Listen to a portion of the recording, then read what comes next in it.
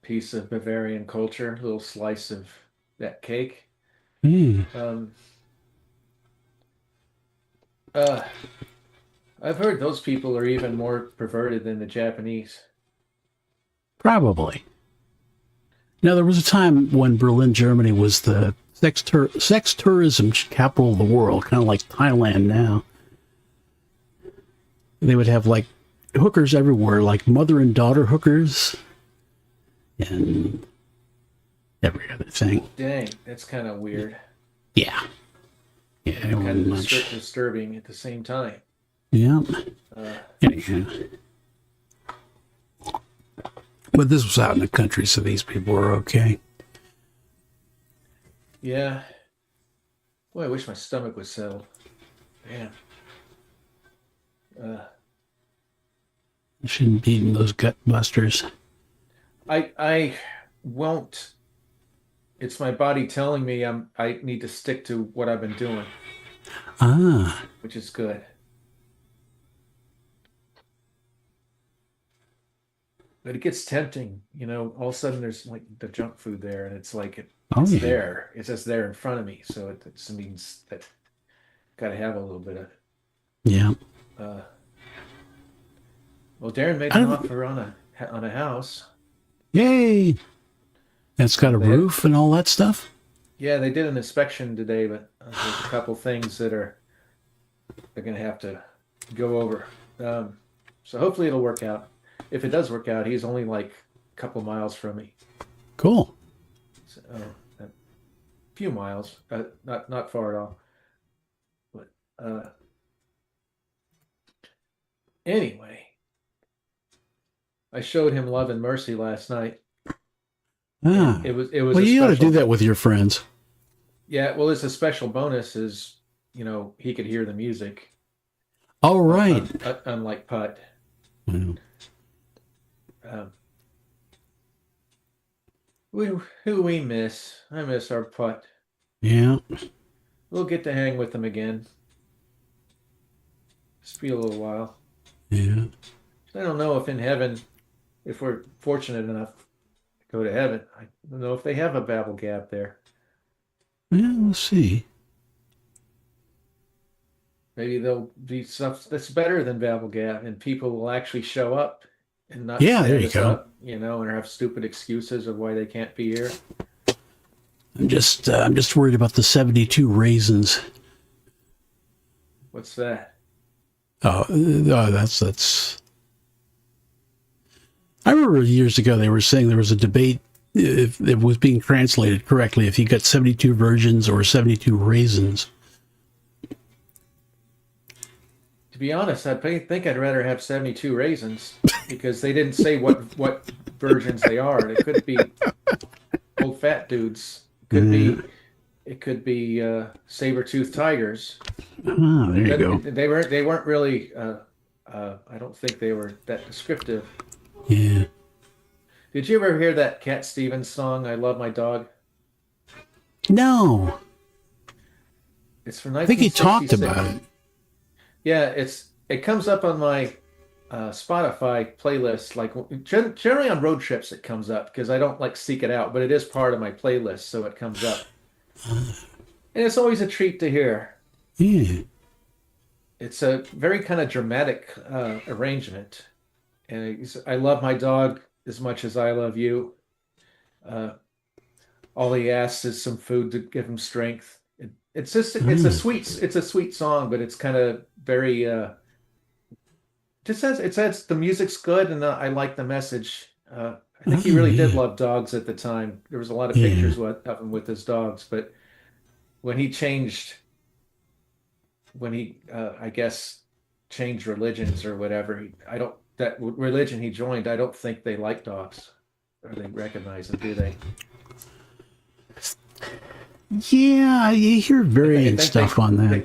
they like throw stones at dogs and stuff. I think I don't think that seems so. like a. I saw a YouTube video of a guy doing it. Mhm. You remember that?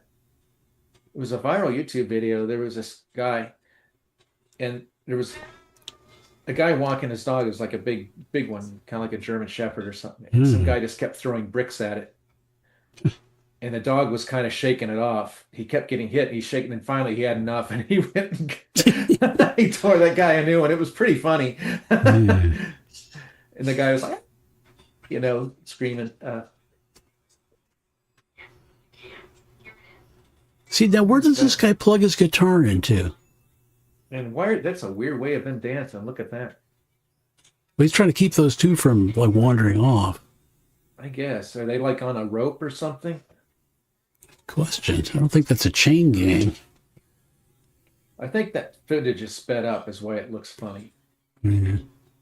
It's kind of like those little movies we used to make when we were 8 years old with the 8 millimeters, how people kind of just walked funny and everything because of the frame rate. Yeah.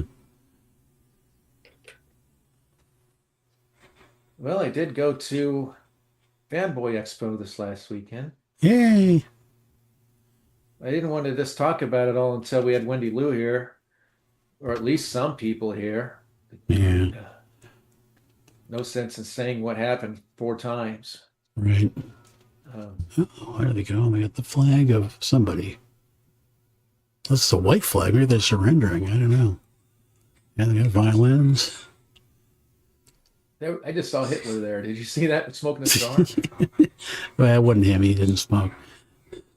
Oh, one of those Mr. Perfects, huh? Yeah.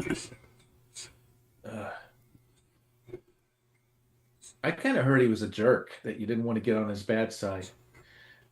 It's like one of those things, you only hear about it later, kind of like Walt Disney. It's kind of like, he cryogenically frozen his thing, and it's like, I don't even think that stuff was even a thing back then. No, it wasn't. It's bullshit. People come up with stuff, and then I don't know what's worse, the people that come up with stuff or the people that believe it and spread it. Yeah.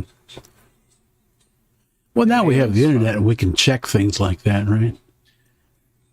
Yeah. You have to usually do a lot of check-ins before you get to the really.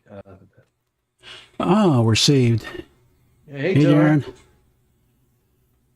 Let him get his audio up. There we go. Gotcha. How's it going? Stressed, worn out. Okay. Hey, at least you got the worst behind you. You think? I think it's a buyer's market, so you should have the upper hand. Yeah. And at least you don't have to move, 1,800 miles and all that stuff anymore. Right. True enough. I took my camera back today, the dash cam that I bought for the trip. Oh. Because it only filmed the second half of the trip. And the first half is what I wanted, because it would be the last time I'd get to maybe go through Kansas and see those sights. And when we were going through Missouri, another kind of old homestead I might never see again, it was a beautiful sunrise, and I was really looking forward to seeing all that. And it only picked up about the time we got into Alabama to go to Gracie's. And that's all I got, is that to Florida. And it's like, well, that isn't what I want. I do that trip any day of the week. So I took it back. I was planning on keeping it. I was going to put it in the pony. But that was a huge disappointment. And yeah. And it split the video increments in 1 minute intervals. You know how hard that is to compile? Because I like to compile all of the trip videos into one thing and be able to kind of relive the trip sometimes. Because I do it at 10 times speed, and it looks neat when I do it 10 speed, and then you play yakety sax.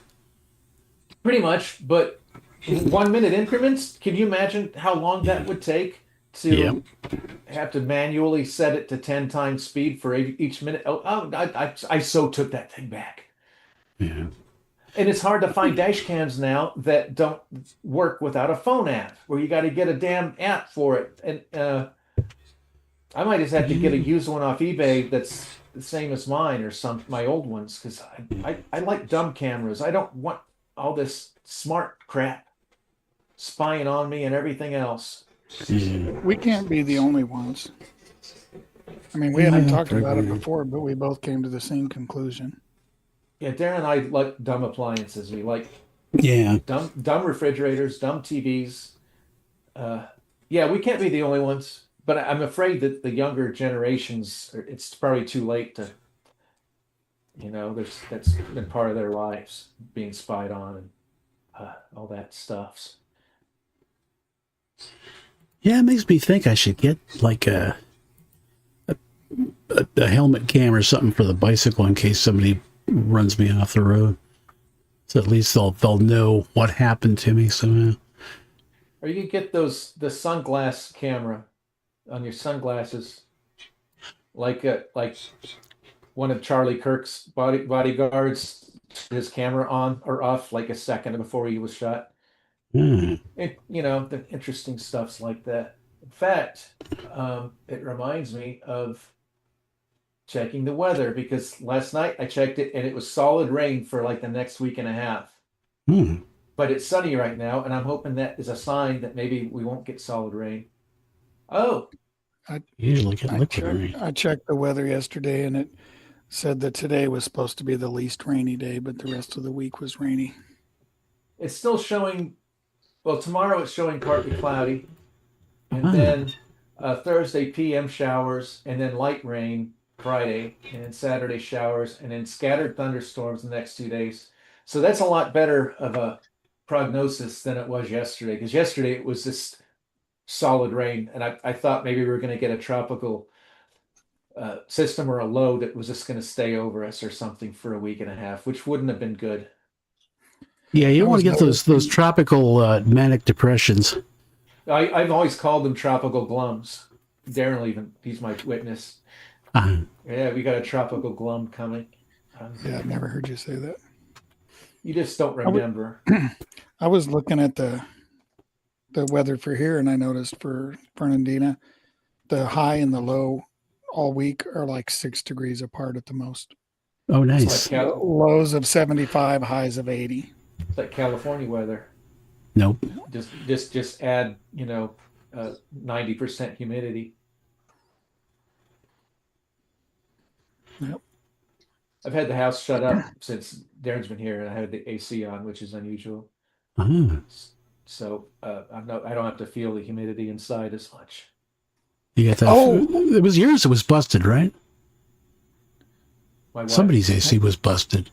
Yeah, mine was busted, but it's starting to work again. They finally sent me my bill after like 3 weeks.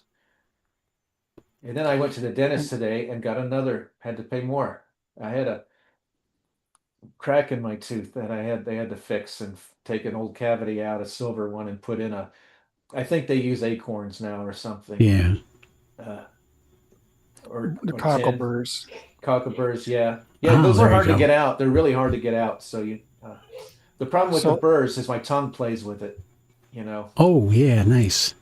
Takes a few days till it feels like it's supposed to be there. Yeah, So I had $1 billion idea, sure. and I don't mind if somebody watching steals it. A desktop dehumidifier that's Yeah. also an ice maker. So you don't have to dump the water; it just turns it into ice. Yeah, there you go. That's a Although good I don't- idea. Although I don't know if water made from humidity. I assume it would be fairly clean, but I don't. Yeah, really it's know like that. distilled water. I mean, it's not. Yeah. Well, my dehumidifier, the big one in the living room, it says not to drink that water. Yeah, because the But bacteria stuff can grow in the water that's in the unit. Oh, okay. I think you could boil it and then drink it. It's I'm reading water. stories that says boiling gets rid of microplastics somehow. Does it?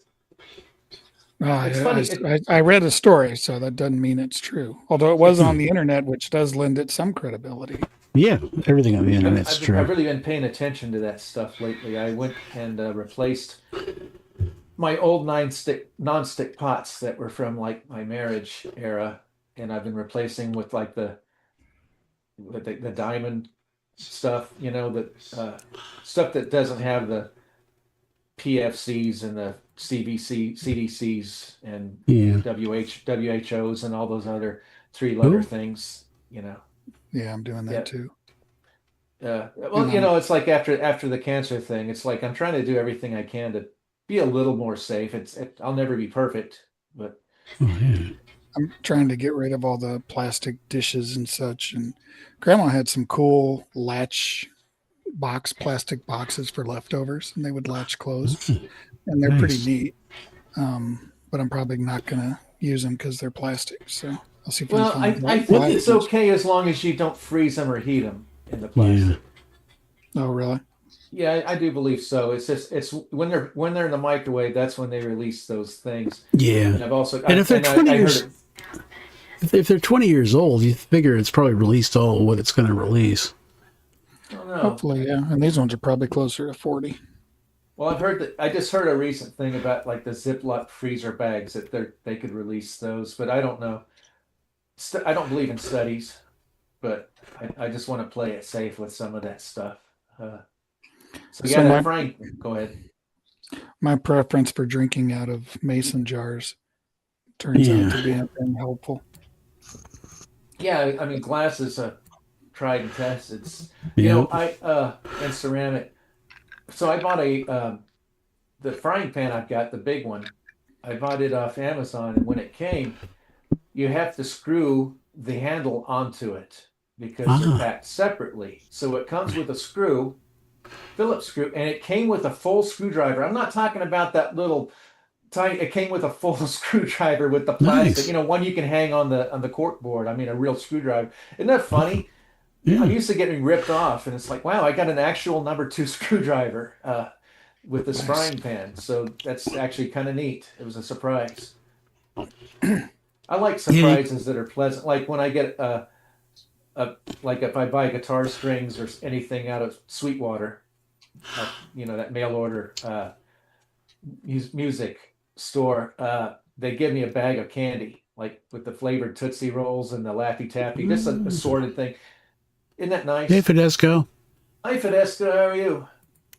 He said their rainy season is going to be over soon. Ours No, will I never be ordered over. some when I had the Mercedes. I ordered some car parts from this guy, and in the package it came with a little bag of lemon heads. Oh, cool. I guess that was his trademark.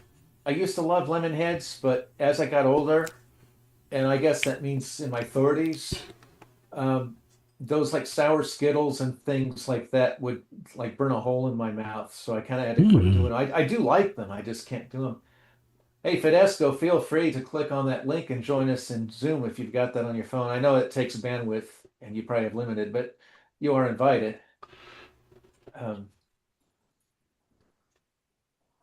We kind of put the Zoom link up there because we were in panic mode because Gottschalk is at work again, so he might not be able to join us, or he might. He said he'd be late if here at all because it's end of the year inventory.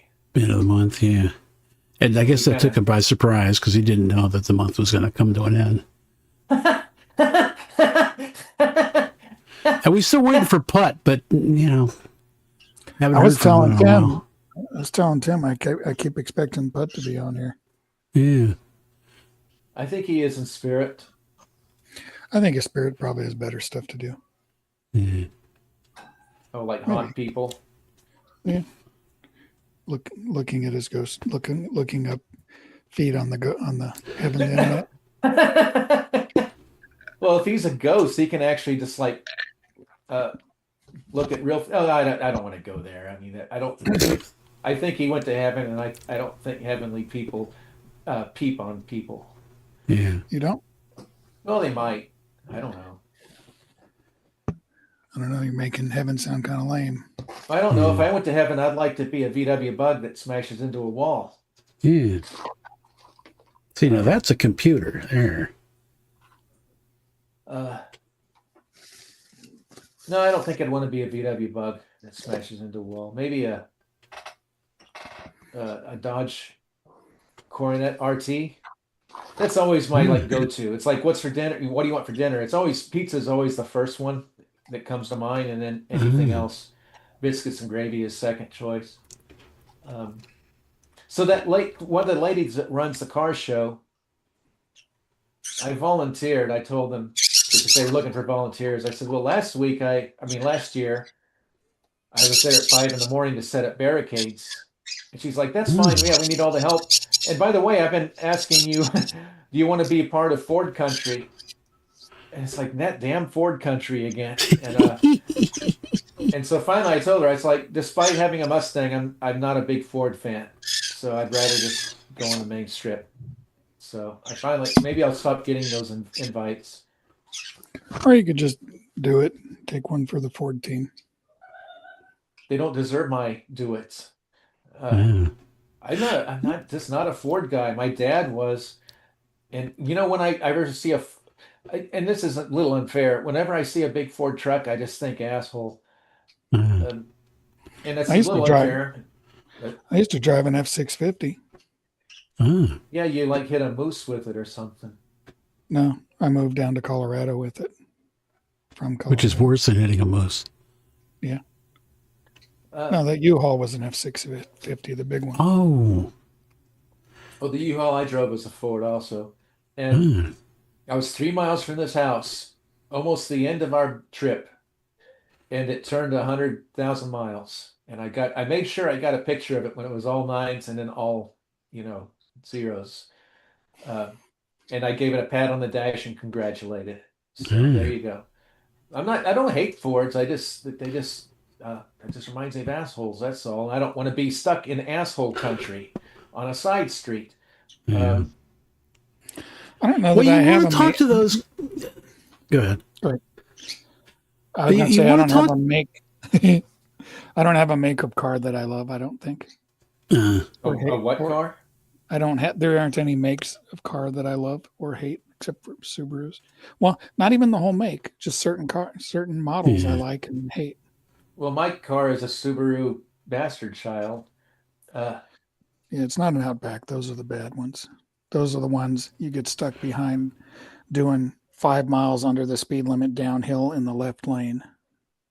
Yeah, that James T. Harris, his sidekick guy, he hates Subarus and he equates them all with these women that are all liberals with the big glasses, the college-educated liberal women, that they all drive those Subarus and he hates it. And I think I can concur. He's probably right because Darren had the same observation years ago before that was even a thing.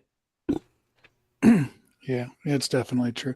But then there's a few Subaru models that are fine, like the WRX and stuff. Oh yeah, they can be asses in their own way sometimes, but it's a totally different type. Yeah, they're usually squids. They're not usually going below the speed limit.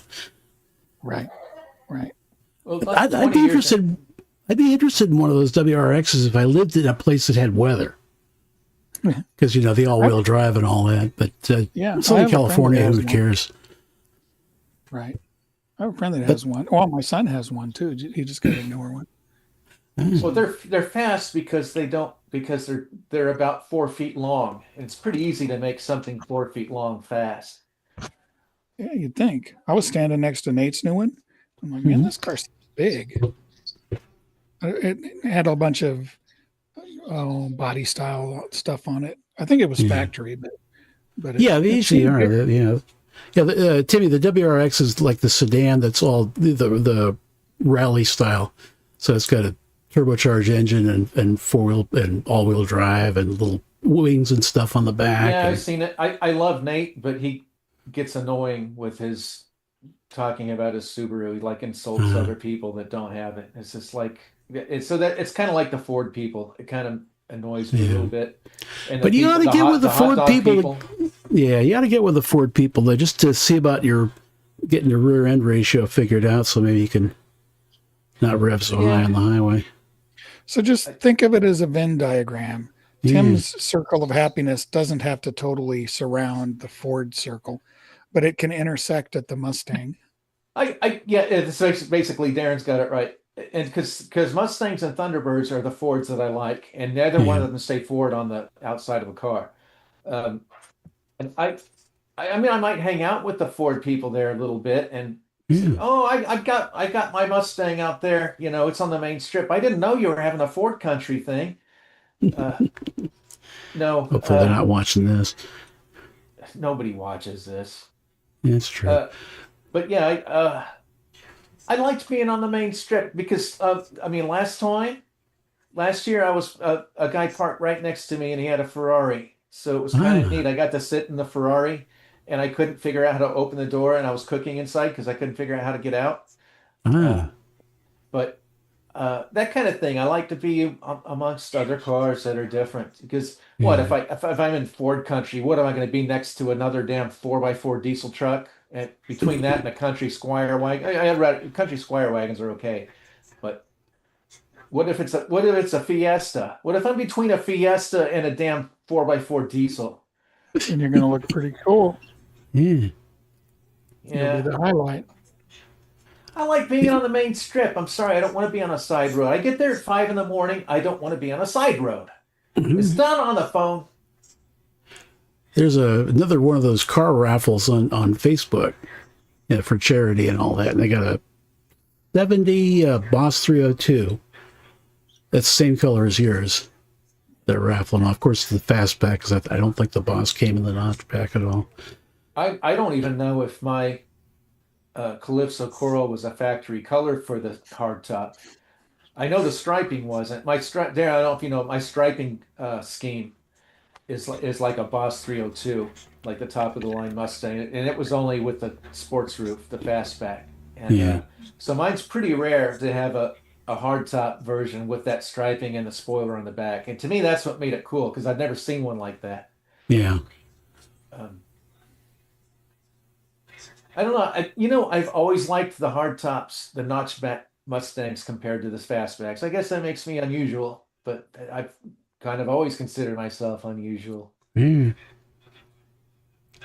And Tedesco is downloading Zoom, so he might join yeah. us. That's what I liked about the Barracudas, the A-body Barracudas up to 69, because they had the fastback, but they had the back seat folds down. So you can actually like get stuff in the back there. And it's actually put stuff in there. Yeah,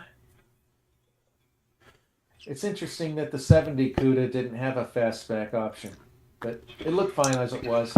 Somebody made it. It's either an AI composite or an actual uh, production. I mean, an actual show car, but they had like the Mercury, the 60s Mercury with a fastback on it, and it just didn't look right. Yeah, The Cougar, I mean, but it yeah, just didn't look it. But then again, I don't even think the Mustangs looked good. That looked right with the fastbacks as much. Anyway, we're getting too far into the course, I yeah. guess. We don't want Steve Jarrett to be watching this and to say car talk.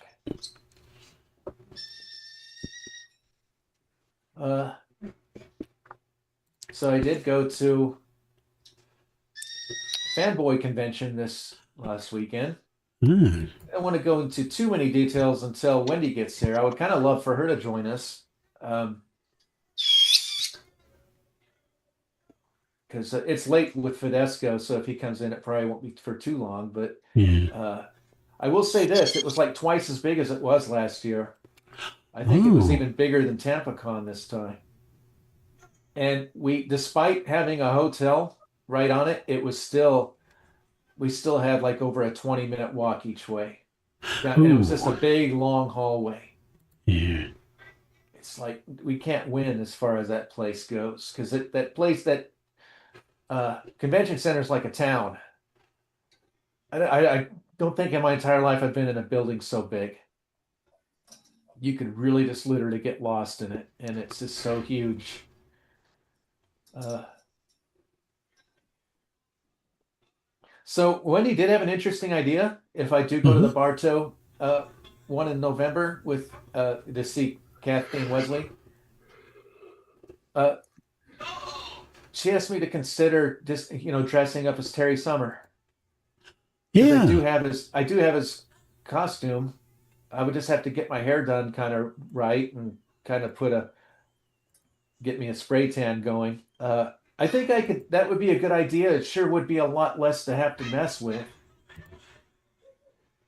Yeah. I think we've all kind of suggested that in the past.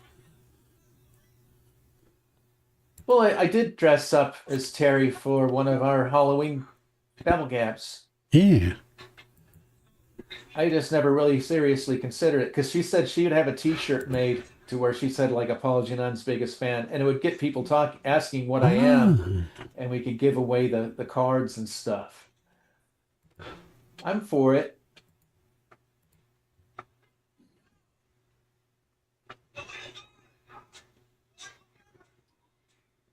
yeah. And the goop kind of does work good for getting the body paint off.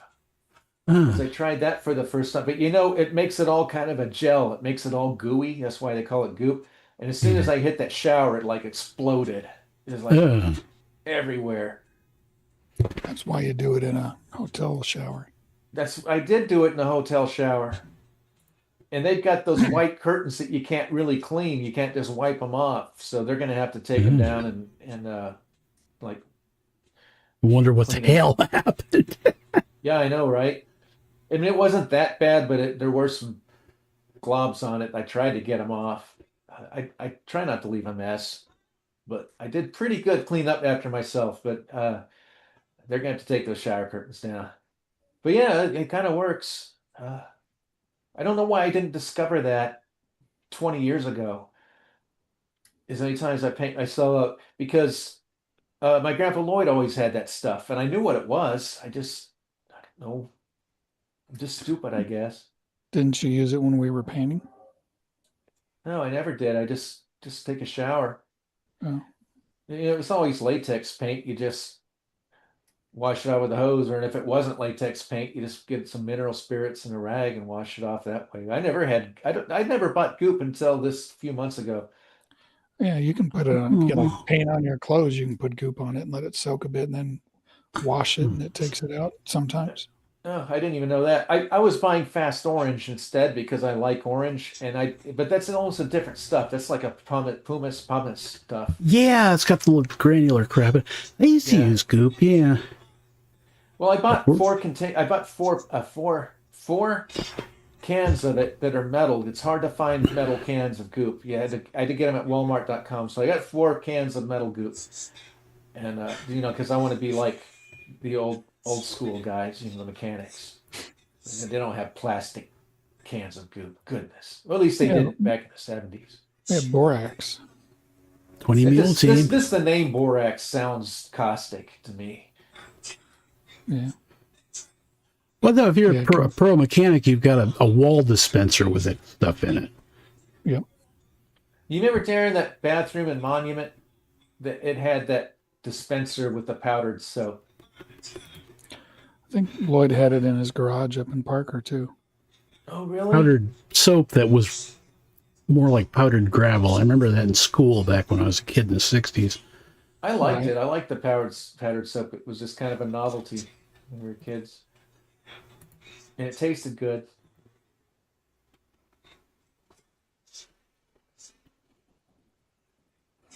Don't know what to There's say a to that. bug being born. Oh, isn't that sweet? Yeah, those are 68s. That's my first car was a 69 bug. My dad had a 69 bug. It was red. Yeah, mine's blue. And he had a 68 white squareback. Ah, That was kind of my mom's grocery getter for a while. yeah. And I remember my dad came home and said, I sold the station wagon. And I was excited. I looked out the window to see if it was gone, and it was still there. Ah. I didn't realize then that when he said I sold the station wagon, it meant that it might be a day or so before it's gone. Oh, Or maybe he said I stole a station wagon. I don't know. ah, You know, it's that been a might long work. time. I stole that car, honest. It's one of my favorite lines in that film. Yeah.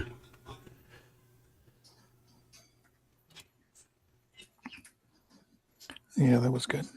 I think my other favorite line is when Terry's talking to Rob at his mom's house, and he's like, tells Terry he slept through an entire day. He's like, well, why didn't you wake me? Why didn't Mom wake me? And he's like, she said she loves you being here, but doesn't want to deal with you. We went to garage sales and had a great time of it yesterday. And I think what made that so funny is right before that scene happened, that's when Terry was freaking out in front of his mom, saying he was going to floofy because of a dart and was running around scaring the mailman. So it's like she had a point, you know. It's like Yeah. I can just picture Terry like every day, something like that going on.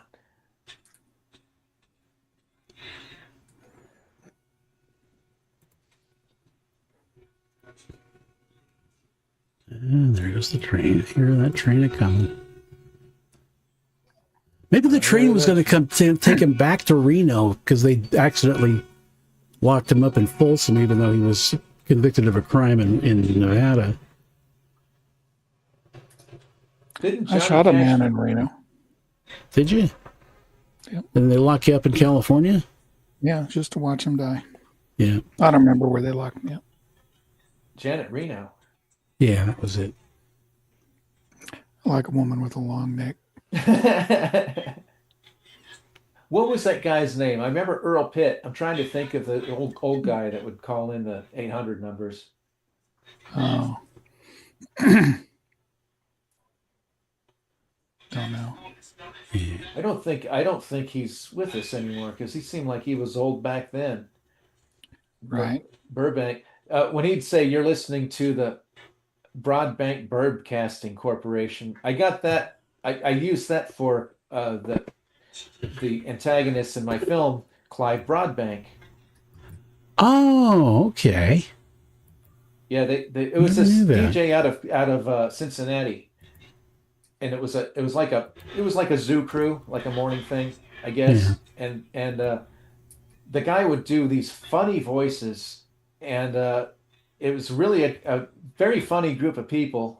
And between commercial breaks, sometimes he'd have this low voice. You're listening to the Broadbank Broadcasting Corporation. But he's the one that did the voice for Earl Pitts, you know, the all-American redneck. You remember him. Yeah. Pitts off. You know what makes me sick? You know what makes me so angry? I just want to stick my dick into it. No, he wouldn't say it like that. That was kind of PG. That's what was good about it. They kind of were PG. They didn't get dirty and Steve-like.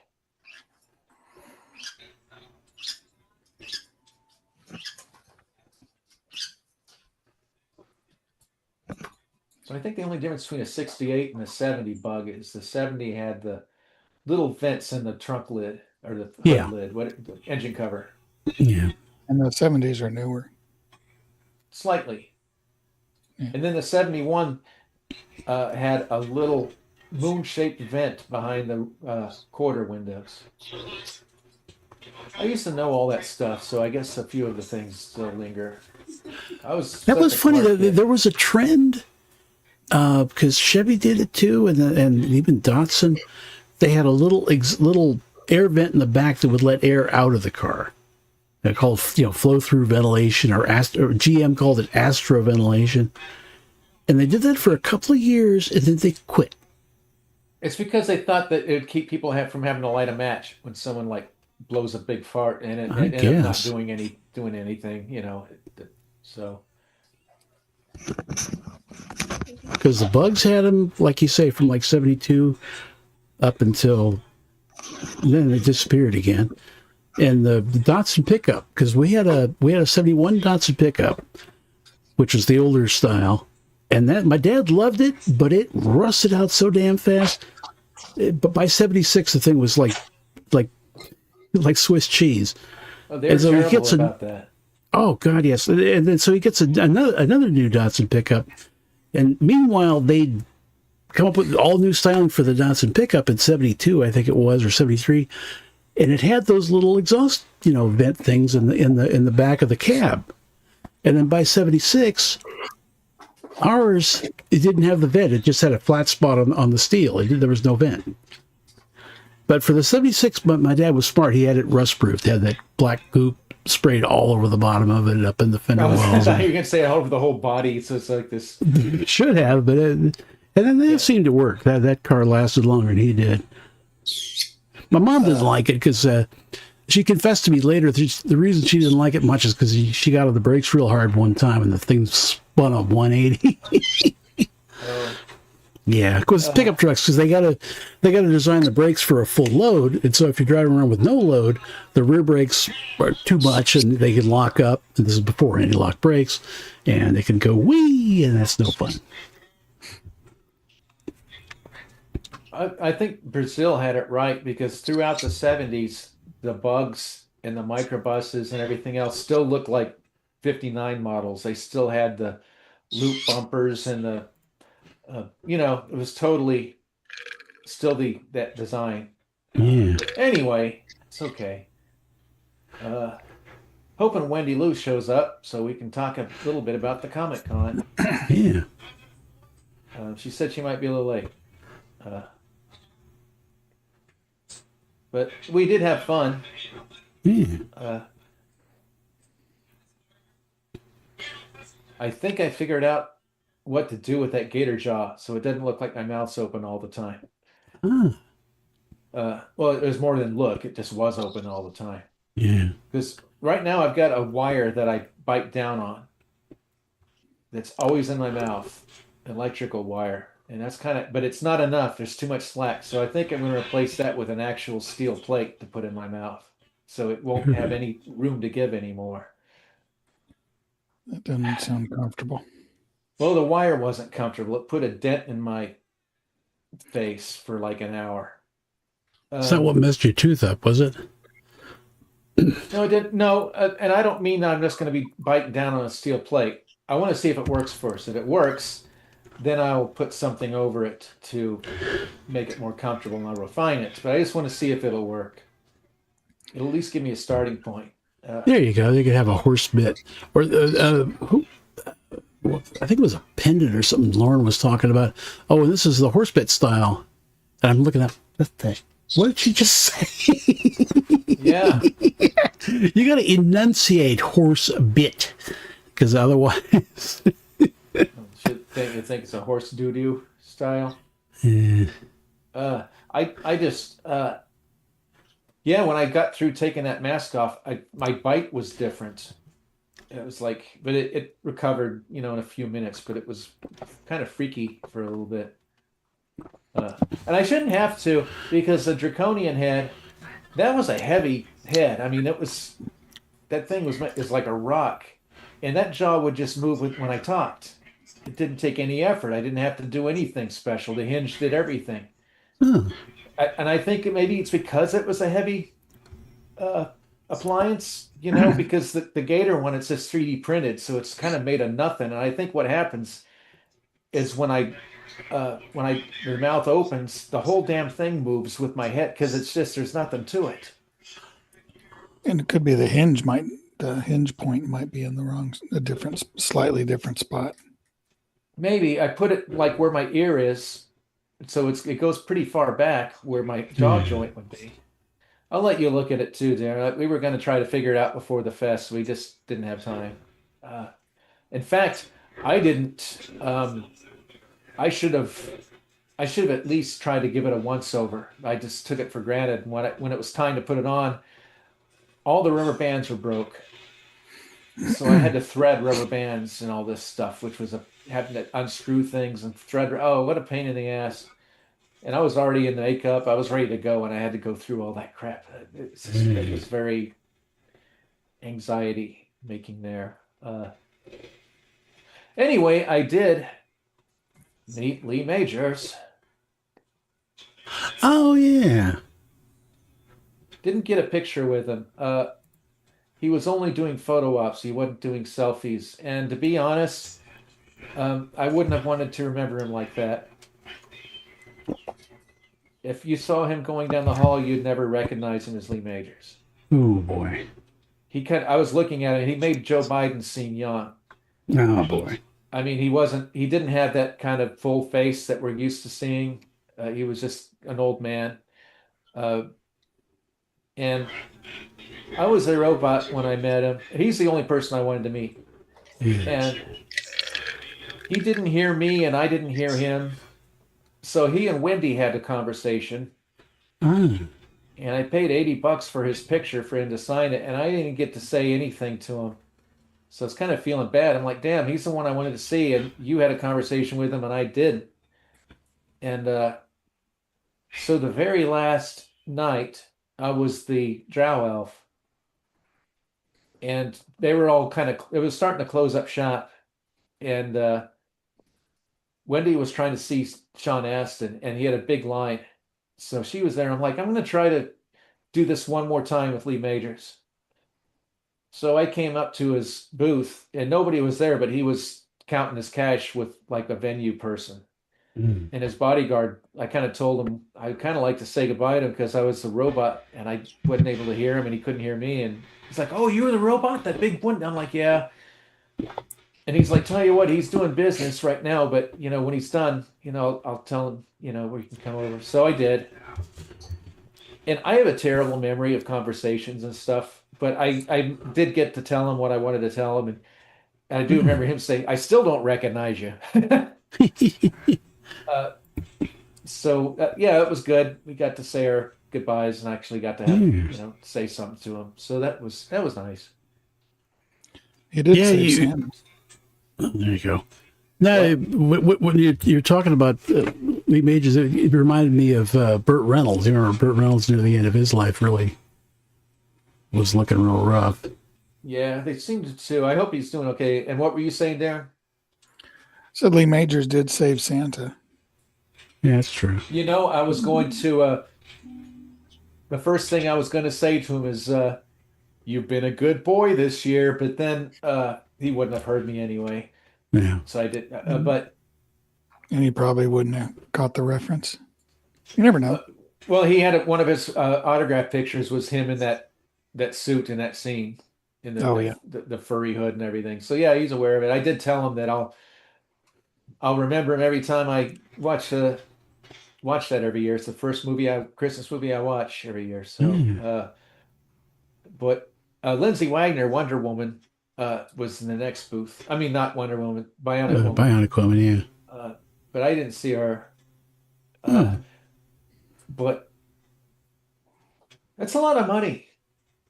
Yeah. This time, though, Wendy, she was wanting to meet a lot of them, so I got to see them through her. And one of them was Patrick Duffy, who played Bobby Ewing. Oh, yeah. So we met him, and we got a picture together. And Linda Gray, who played J.R. Ewing's wife, she was in the next booth, and she was photobombing us, smiling. Nice. So when Wendy was standing in line, I went and just decided to go up to Patrick Duffy's booth again because nobody was there, and just tell him goodbye that I was the robot the other day. And I had we cut up and had a good time, brief. And I seem to remember braying like a donkey, and I have no idea why. It was in the conversation, and they laughed and nodded their head. And I don't remember what happened, why I was braying like a donkey, and I'm not even sure if it was with them. I have a terrible memory of that stuff, and I didn't even do any didn't do any alcohol all weekend or anything. So I don't. Well, that was your problem. Maybe. Well, I don't want to have to pee doing that stuff, So the more sober and fluid free I am, the better. And I saw Robbie Risk, Cousin Oliver, 3 different times. I saw him in each costume. And each time I saw him, he had nobody at his booth. Okay. So I was able to come over and say hi. I did tell him to get on BabbleGab with us. Yeah.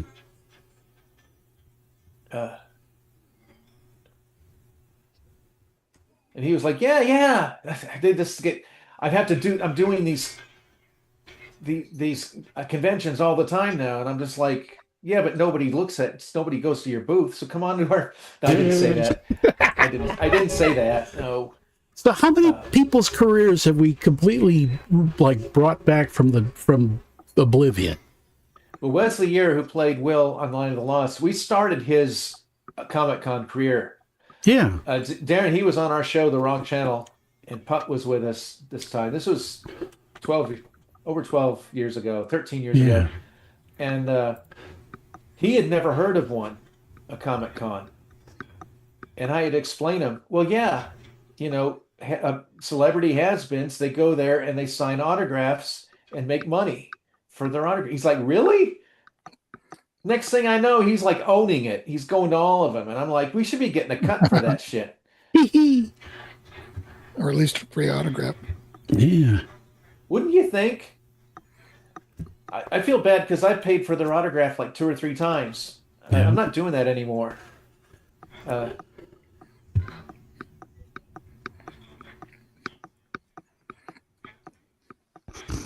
Telltale Heart.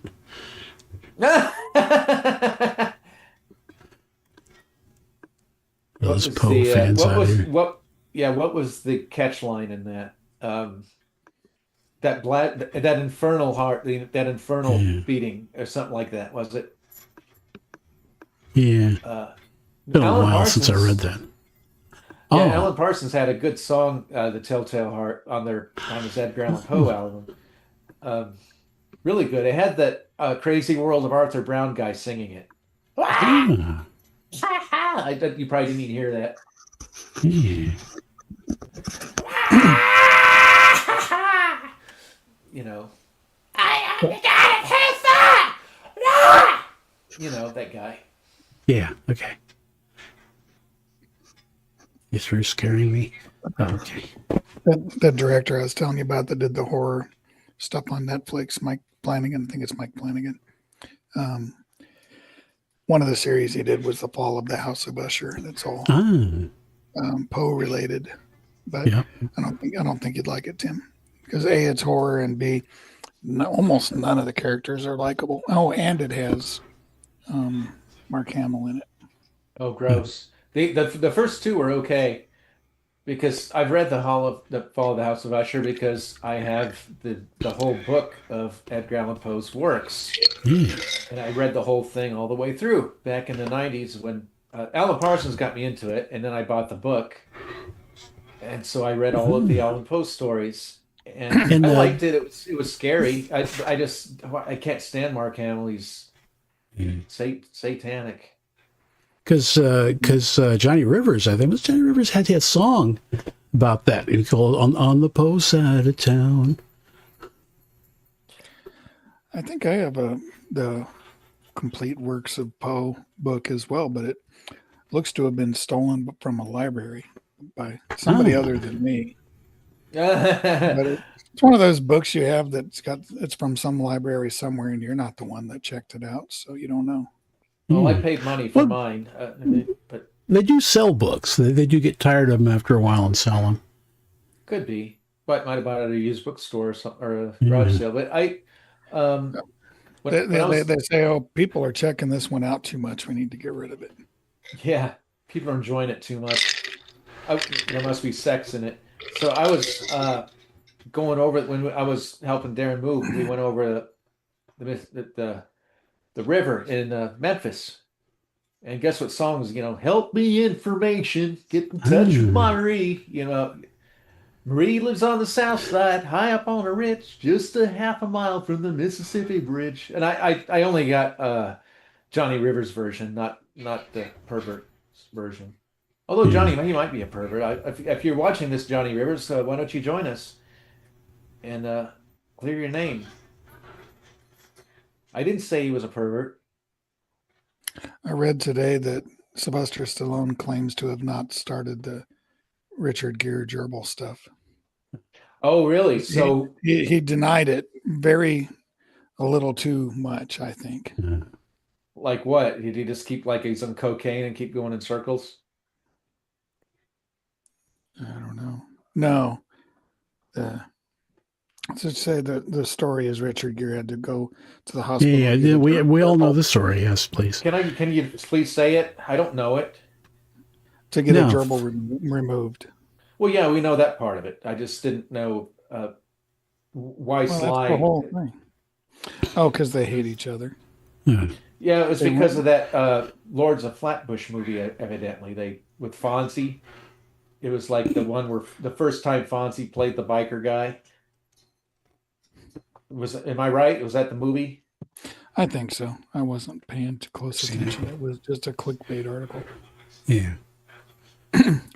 Well, maybe so. I don't know how those things. They used to have the one about David Bowie having to have his stomach pumped for a reason we know, stuff like that. Oh, yeah, he must have been in the same hospital as Rod Stewart because he had the same story. Yeah, and I've heard Mick Jagger too. So who knows? They're English rock stars, so it's probably all true. Yeah. But don't tell Putt. Well, we guess we can't right now. I guess that's not much worse than English food. So I guess not. Yeah, I think I only remember having English food once, and that was in Brighton with Deb and Keith Fellows and his wife Ollie. We went to the beach at Brighton next to their they've got like a Coney Island or like a Santa Monica Pier kind of thing with the amusement park at the end of the pier. Yeah. And on the beach there was a fish and chips place. So aside from the guy urinating outside right by the fish and chips place, the fish and chips we had, I don't think I've ever had it before, but when in Rome, or should I say Brighton, have their local cuisine. And I got to tell you, well, you've had like Captain D's fish. There's no flavor. It's just like my fingernails have more flavor than that. It was so bland. And I've heard so much about English food that I guess I'm lucky that I just had something that was bland. Did you put vinegar on it? Oh, gross. See, that's the thing. It's like rating a recipe and said I left out the beef in the pot roast because I'm vegan, and then substituted the bouillon with asparagus, and it was terrible. 1 star. I don't think vinegar is going to make anything taste better. Call me crazy. Vinegar is what you clean the terminals on the. Darren helped me clean the terminals on my Scion when we got because it got like really crusted up. No, that was baking soda. Oh, that wasn't vinegar? Right. I take vinegar and put it on Well, vinegar is acidic and baking soda is alkaline, so. See, because I've got a real car with real chrome, and it's old, you get little rust speckles on the bumper. So what I do is I dip tin foil or aluminum foil into vinegar, and I can just rub the rust speckles out with it. Oh, really? So to me, that's what vinegar's for. It's not to eat. Oh my gosh, why would you put that in your mouth? Our mom used to get sunburns, and she'd cover herself with that for her sunburn, and boy, she'd stink. It's like, oh my gosh. No, vinegar's awesome. I'm a fan of almost anything fermented. I think vinegar comes from fermentation, doesn't it? Yeah, it's basically apples. Wine that's not wine. That's the stuff that Grandma Catherine used to make us drink. Well, she didn't make us drink it, but she would like, oh, here, try this. And it would just be like drinking red table vinegar. She'd get that department store wine, the grocery store wine. Yeah. She said when she was a kid, she'd drink water and vinegar with ice and pretend it was an alcoholic drink. Ah, there Grandma you go. Said that? Yeah. Never told me that. That's disgusting. Ew. She never had like a salad, like with Italian dressing or anything? The only thing I've ever had that... Go ahead. No. I was just going to say she mixed mayonnaise and ketchup together for Thousand Island. Oh, yeah, gross. There you go. It's more like Two Island, but oh well. Yeah. She'd put ketchup in her chili. When she'd make homemade chili, she'd put ketchup in it. And there was something that she would make. It was baked beans. She put mustard in it. Just stop doing that. No, that's awesome. Oh, gross. I'm not going to have your baked beans now if you're going to do that. And I started putting molasses in my baked beans too. Well, that's what baked beans are. No, they need mustard. Gross. I am totally anti-mustard. If I was in a limousine, if I was rich and in a Rolls Royce and someone rolled down their window and said, excuse me, do you have any Grey Poupon? I'd give them the whole jar. Just say, keep it. No, because I'm not an idiot. I'm not a stupid idiot like you. Yeah. Yeah, you've got no taste, but here, of course, I hand it over to him. Uh, I did like those commercials, even though I hate mustard. They were good commercials. The only thing mustard's good for is the jars are good to pee in. Yeah, there you go. Well, get Teflon tape. I had a mustard jar when I was a little kid that my mom carried around that I'd pee in.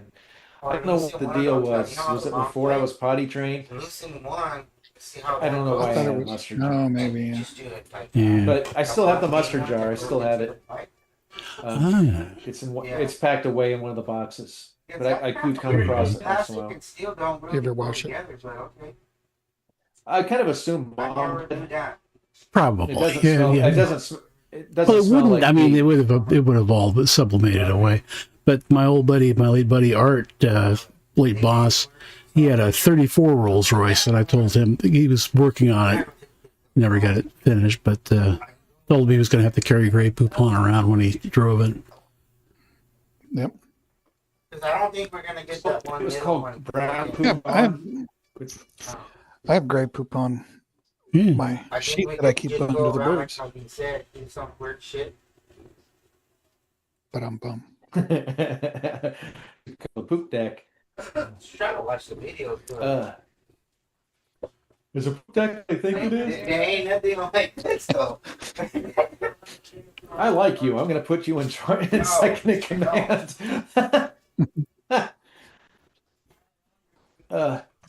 There was a Yeah, I think time we when The could- Simpsons were good, and then they just Yeah, 30 years ago, 35 years ago. literally 35 years ago, literally. I stopped watching in the early to mid 2000s. I don't know if I stopped because it was bad or I just moved on to not watching TV type things. Yeah, I stopped watching about the time I got married, which would have been about 2001, 2000, something like that.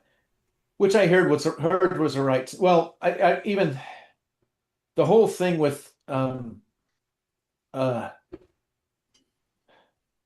shit. Taran Tanzarian, Armin Tanzarian. But even Simpsons fans, they don't consider that canon. Everybody just says that didn't ever happen. Oh, Yes. no, I like that one. I thought it was the worst episode ever. As an thought it animator, was someone awesome. that's got my own as someone that's got my own Tooniverse, you don't change an entire character, a beloved character, for one laugh in one show. You just don't do it. Like they shouldn't have floofied Maud Flanders. So the actress couldn't do it. You get another one. There were like two Nelsons actresses that did his voice. Yeah. And you can definitely tell the difference. It's like they could have got a new Maud Flanders. They didn't have to floofy her off. Yeah, just have Ned get pissed off and punch her in the throat, and then she sounds different from then on. I have been trying to. The question has never come up of how Tracy Trell's voice changed. But there was like when Gracie did it, she was Terry Trell, and when I did her voice, she's Tracy Trell. But nobody's really asked me about it, which is okay. Because I'd rather not go into it. It's not a secret. If someone asks, I'd say it, but it's not like something I'm just going to go out and say. Yeah. Yeah, she left me crying, and I was going to shoot myself. And, I decided, well, instead, I'll just do the voice of Tracy, and Yeah, everything there was you go. fine. Yeah. Oh boy, wish me luck. The Facebook raffle for the VW camper. It's they're gonna draw the names, I guess, tomorrow. So You sure that's not a scam? Good luck. yeah, thank you. There's a funny guy on YouTube that gets gets these texts that are scam texts, like the extortion type texts and things like Yeah. that, and he actually responds to them like he's getting suckered in, and then has them. Do you take Bitcoin? And they're like, yeah, and then he does a fake Bitcoin transaction where they have to verify their account with their face, and then he gets their video of their face and posts it on YouTube and stuff. He's pretty good. Hey. he just exposes scams all the time. He's a good, pretty. I think he's called. Shit, no, that's not what he's called. That's a dumb okay. name. Yeah. I'm almost afraid to recommend YouTube channels because every time I do, I like regret it the next week because they'll go Timmy or they'll say Karen as a racial slur or they'll do something that pissed me off. Let me see. Let me look at my YouTube history. Oh. I know that's a bad idea. His name is Herbie. Oh, his name is Pleasant Green. Ah. But yeah, The Monkees sang a song about him. But yeah, he's kind of a likable guy, and he's fun. He's funny too, and it's just funny watching him, like what do you call it? Reverse engineer these scammers, and he catches them. Yeah. It's pretty funny. Thank you. And they're almost all like those people, kind of foreign types. Yeah, because I always get the texts that say, "Oh, how are you doing?" And there's no, it's not from anybody I know, and they not, no identification. So I just, is this spam? Yes.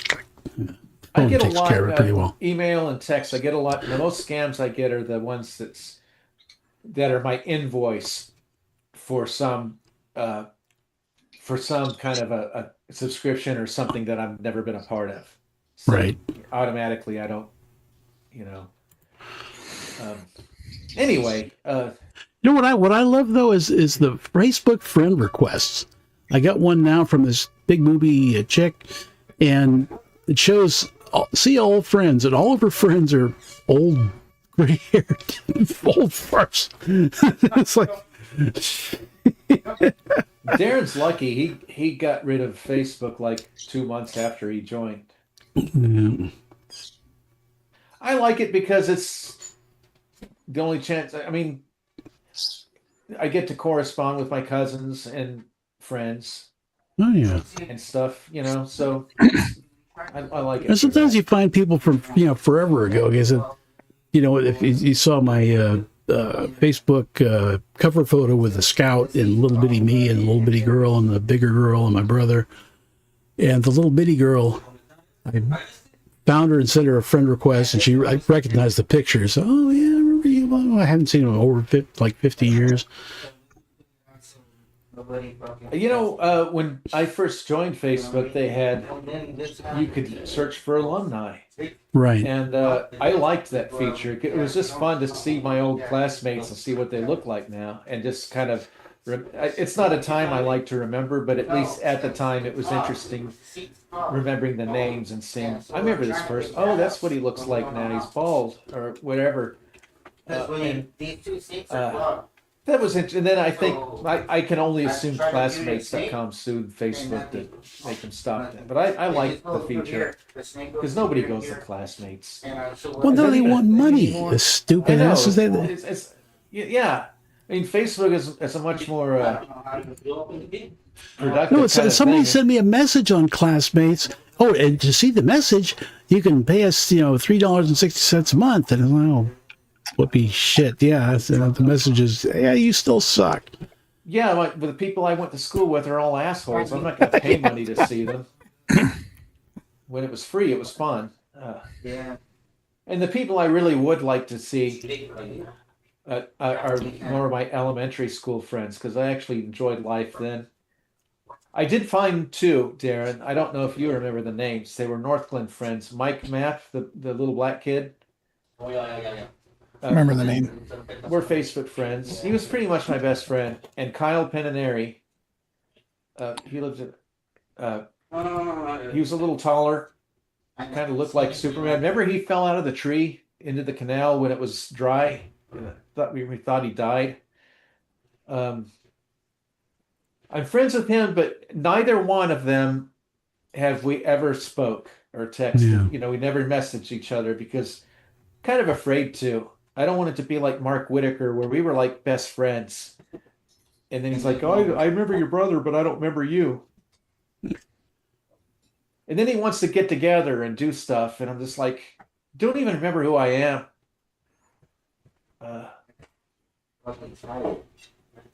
I think that's the military painting ships over and over again, painting inside with wet paint, having to do that. I think it did something to him.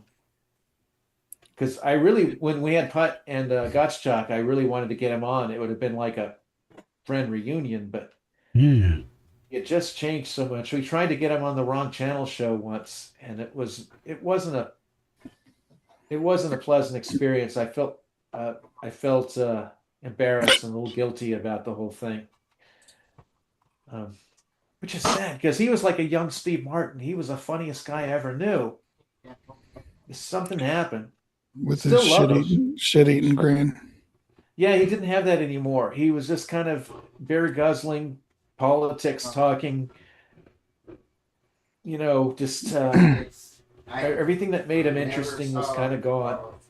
Every time He did say one thing when I first showed him a picture. Well, here's what Putt looks like, and he's like, "What?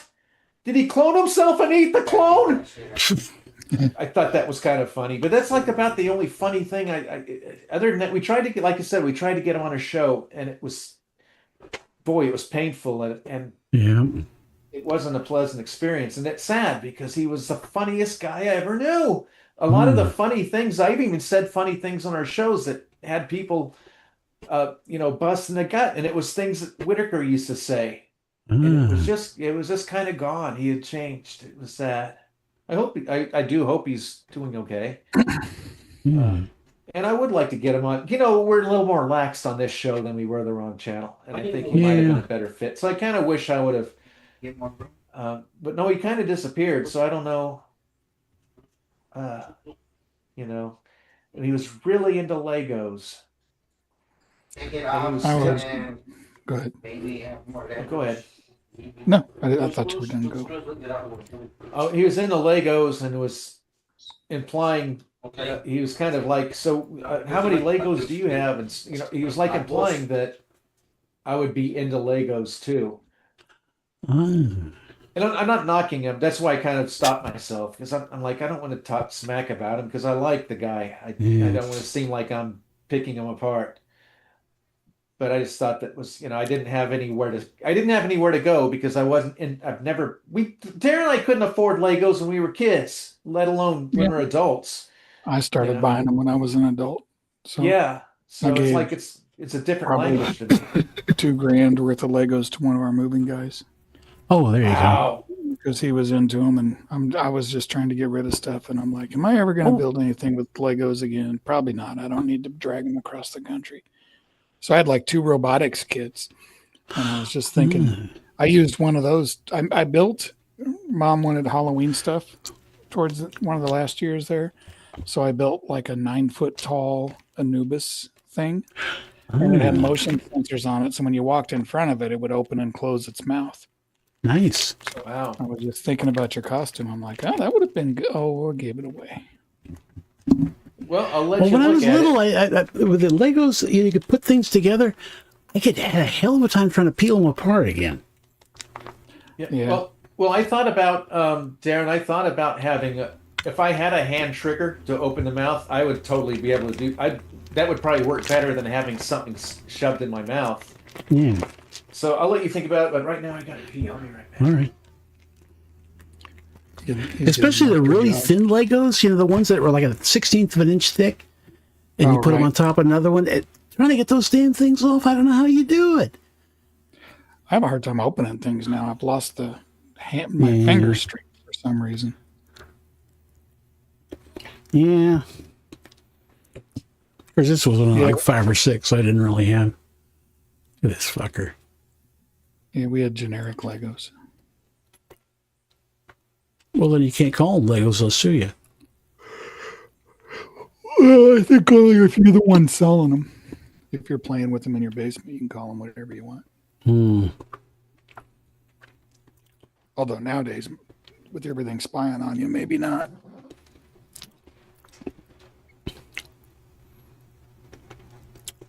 Because Tinker Toys were my bag when I was little. Yeah, we had those.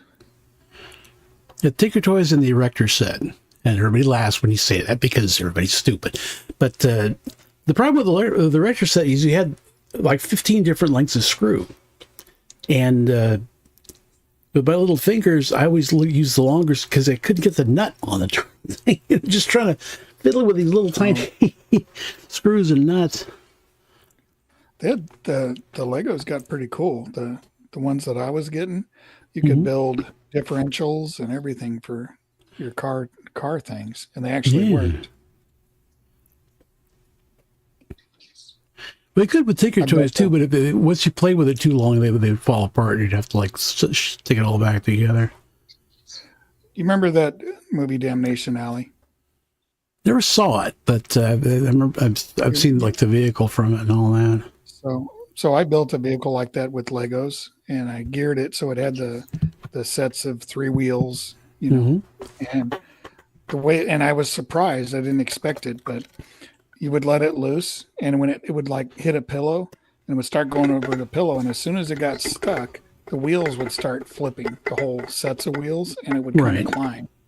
Yeah, and it actually worked. That was neat. Oh yeah, that was based on actually Lockheed made something like that as a. It was like a proposed design, I think, for a lunar rover, and. Isn't Lockheed Martin like responsible for everything bad in our country? Isn't that the? I wouldn't know because this was just Lockheed, no Martin. Oh, it must have been Martin. That's like the military industrial thing. I think I think one of the code projects I wrote got sold to, or they were talking about selling it to Northrop Grumman. Ah. So Sweet. I'm part of the military industrial complex. Other Yeah. than getting paid a lot stuff. And getting contracts out on people and stuff. Yeah, there you go. Yeah, I got a list. Oh, do you? You check it twice? Mm-hmm. Every night before I go to bed, I say all the names. Ah. Nice. Military industrial complex. Yeah, good old Ike. Yeah, it's like he had that was your entire living for 30 years. So then you're gonna say, "Oh, don't trust those guys." Thanks. Well, I don't expect to see Wendy here now, so I'll maybe share a few pictures of. God help us. What? Not those.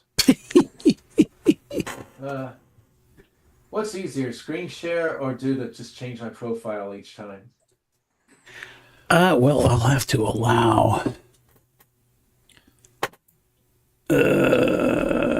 Advanced sharing options. All participants. Hi, babies. Hi. There we go. Give it a shot. It might work. All right. Because I can't share screen because it'll be all the hell on OBS, but I think you can. All right. Oh, hey, Wendy Lou. Hey, I was just about to share some pictures from our thing. Would you like to come in? And we got a Zoom link. Would you like to come into Zoom? It's easier for you to help me explain what's going on. And you don't have to show yourself. You can be like Darren. Let me know. What are you talking about? That's me in my picture. Oh, yeah, it is.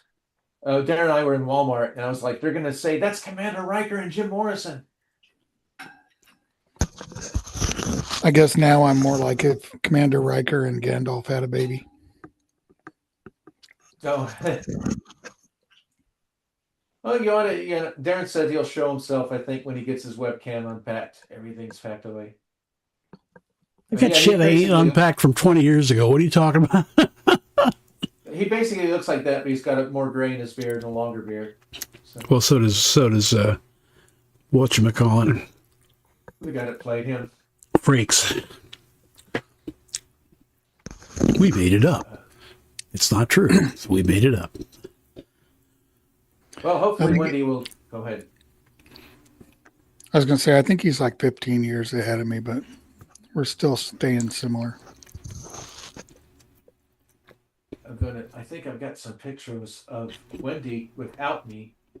Can you give me a little bit? I'm eating dinner. I'm just using my phone. Okay, that's fine. While you're doing that, I will try to find a couple pictures of you, Wendy, with some people that I'm not in. Yeah. But the screen sharing, it did work. I mean, it worked so because I know you stopped it, but it did. It seems to work okay with the OBS. I didn't have to mess with it. Okay. Okay, here's one that I will. Anyway, we will keep going. You will listen. You like a babe, a dog, and a beach ball. You Will Listen is the name of the musical elitist, that kind of comedy thing in Las Vegas Summer. That was the kind of Ed Sullivan variety show they had, was You Will Listen. Never mind. It was. Dang. What? She gonna keep going? No. Dang it. Huh? If you're ever utterly mystified by what I'm saying, just look behind me. The answer is almost always there. Well, I can't because I'm trying to get a couple pictures of Wendy into the folder here. So all right. when I do the show and tell, we'll have Buicks, babes, and beach balls. or TG and Y, Turtles, Girdles, and what was it? Turtles, Girdles, and Yo-Yos. That's what's TG and Y. Ah, there you go.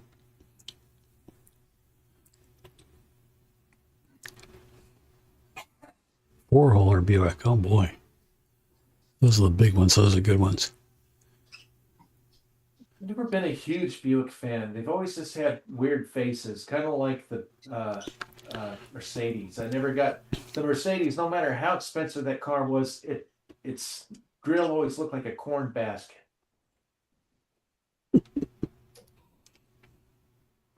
My grandpa Lloyd got so perplexed because he was looking at a showroom portfolio book that I had, early 90s, and it had Pontiacs. And back then, Pontiacs had the honeycomb grill. Mm-hmm.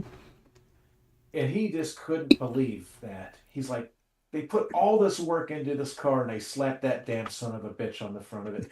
I think it must have reminded him of chicken wire or something. That's all I could think, because I didn't have a problem with it. I thought it looked fine. But he just really had a problem with that. Did you tell the story about his RV? Oh. I don't think so. He had a Dodge Travco, you know those, Tony? Oh, the fiberglass ones, yeah. Yeah, he had one, and he put a Mercedes logo on the front, and he got quite a few, I guess, questions about that. People thought it was a Mercedes RV, which they did make. So I don't know what, did he find one at a junkyard or something, just put it on there? Yeah, I think he thought it'd be funny. That's the kind of guy he was. He was kind of a troll before there was an internet. Mm. Yeah, he was good at that kind of stuff. One of my favorite stories, it's kind of sad, but to listen to him talk was funny. The way he would be so serious and he'd start cutting up and with this yuck laugh, and then he would just be real serious again. But he had this one story. He's like, so I had a friend of mine, and this is the early days of RC planes. He had this RC plane that he built. He must have put hundreds of hours in this thing. And it was big and it was magnificent. Well, we were inside an airplane hangar and he was flying it around, and I asked if I could have a turn at it. So I had this thing and it went and hit the ceiling and it broke apart and fell. He started crying. But seriously, the thing was, that's kind of how he would, and that was a real story. Yeah. Evidently, I don't know if, I kept saying one of these, times he's telling us, you know what, you're full of shit, Lloyd. I didn't ever tell him that, but I kind of assumed that, we kind of assumed everything he said was the truth, but if not, he was such a good storyteller that it was worth it just to hear it. Yeah. Yeah, it doesn't really matter. Yeah, as long as it's a good story. He had plenty of them. One of them was he put a Porsche engine in his Carmagia, and he had a long commute to work from Colorado Springs to Denver, and supposedly the front end would start lifting off the ground because the Carnegie isn't engineered for that. And but he said he got a ticket on the way to work and on the way home the same day. That's the story. I got dumped by my girlfriend and got 2 tickets on the way home by 2 different cops. And I lost my last dollar in a pop machine. That sounds like a bad day. Was that Carrie? Yeah, it was a rough day. Sounds like it. Any day you can get home with all your teeth is a good day, though. I probably had a flat too. I don't remember that, but I bet I did. Yeah. On the other hand, I got to see Aliens that day. Oh. That probably Were they like short and green? The Alien 2 movie. Oh. Yeah, there it's on the side of the road glowing. So on balance, it was a positive day. Yeah. I didn't like that. I didn't like the Aliens. I never saw the first one, and I didn't like the second one. Second one was one of the all-time classic movies ever. Yeah, but they ruined it in the third one. Anything that you liked in the second one. Oh, the third one was, I think I've only seen it once, and it still gives me a heartburn. How do you manage that, Darren, when you really like a movie and then whoever has the rights for it F's not only they F it up so bad that they ruin all of the basically the plot of the first one that you like? You just ignore it. Yeah. It's about all you can do. I mean, the Incredibles 2 did that to me. I mean, they ruined my favorite movie, but then I was able to watch it with Wendy Wass and I still enjoyed it. So I guess it didn't ruin it. You just got to think, okay, Disney bought it and sabotaged it for their own stupid woke agenda. You got to just ignore it. So the way space-time works is every time, well, I don't get too technical, but every movie and every sequel and everything exists there's all sorts of potential things they could do with it. Each one of those gets its own universe. So the one you end up seeing isn't the only version. There could have been good sequels. So you're just seeing one of many alternate universe sequels to Incredibles. That seems like a lot of work. That seems like a lot of work, having all those different dimensions, and you've got a goatee in one of them, and the good guys are all bad guys. I was trying to make Tim feel good. That's not really how it works. I think how it really works is if you time travel backwards, wherever you land, that's when it creates another reality. Okay. You're not one of these Mandela people, are you? Mandela effect. No, not really.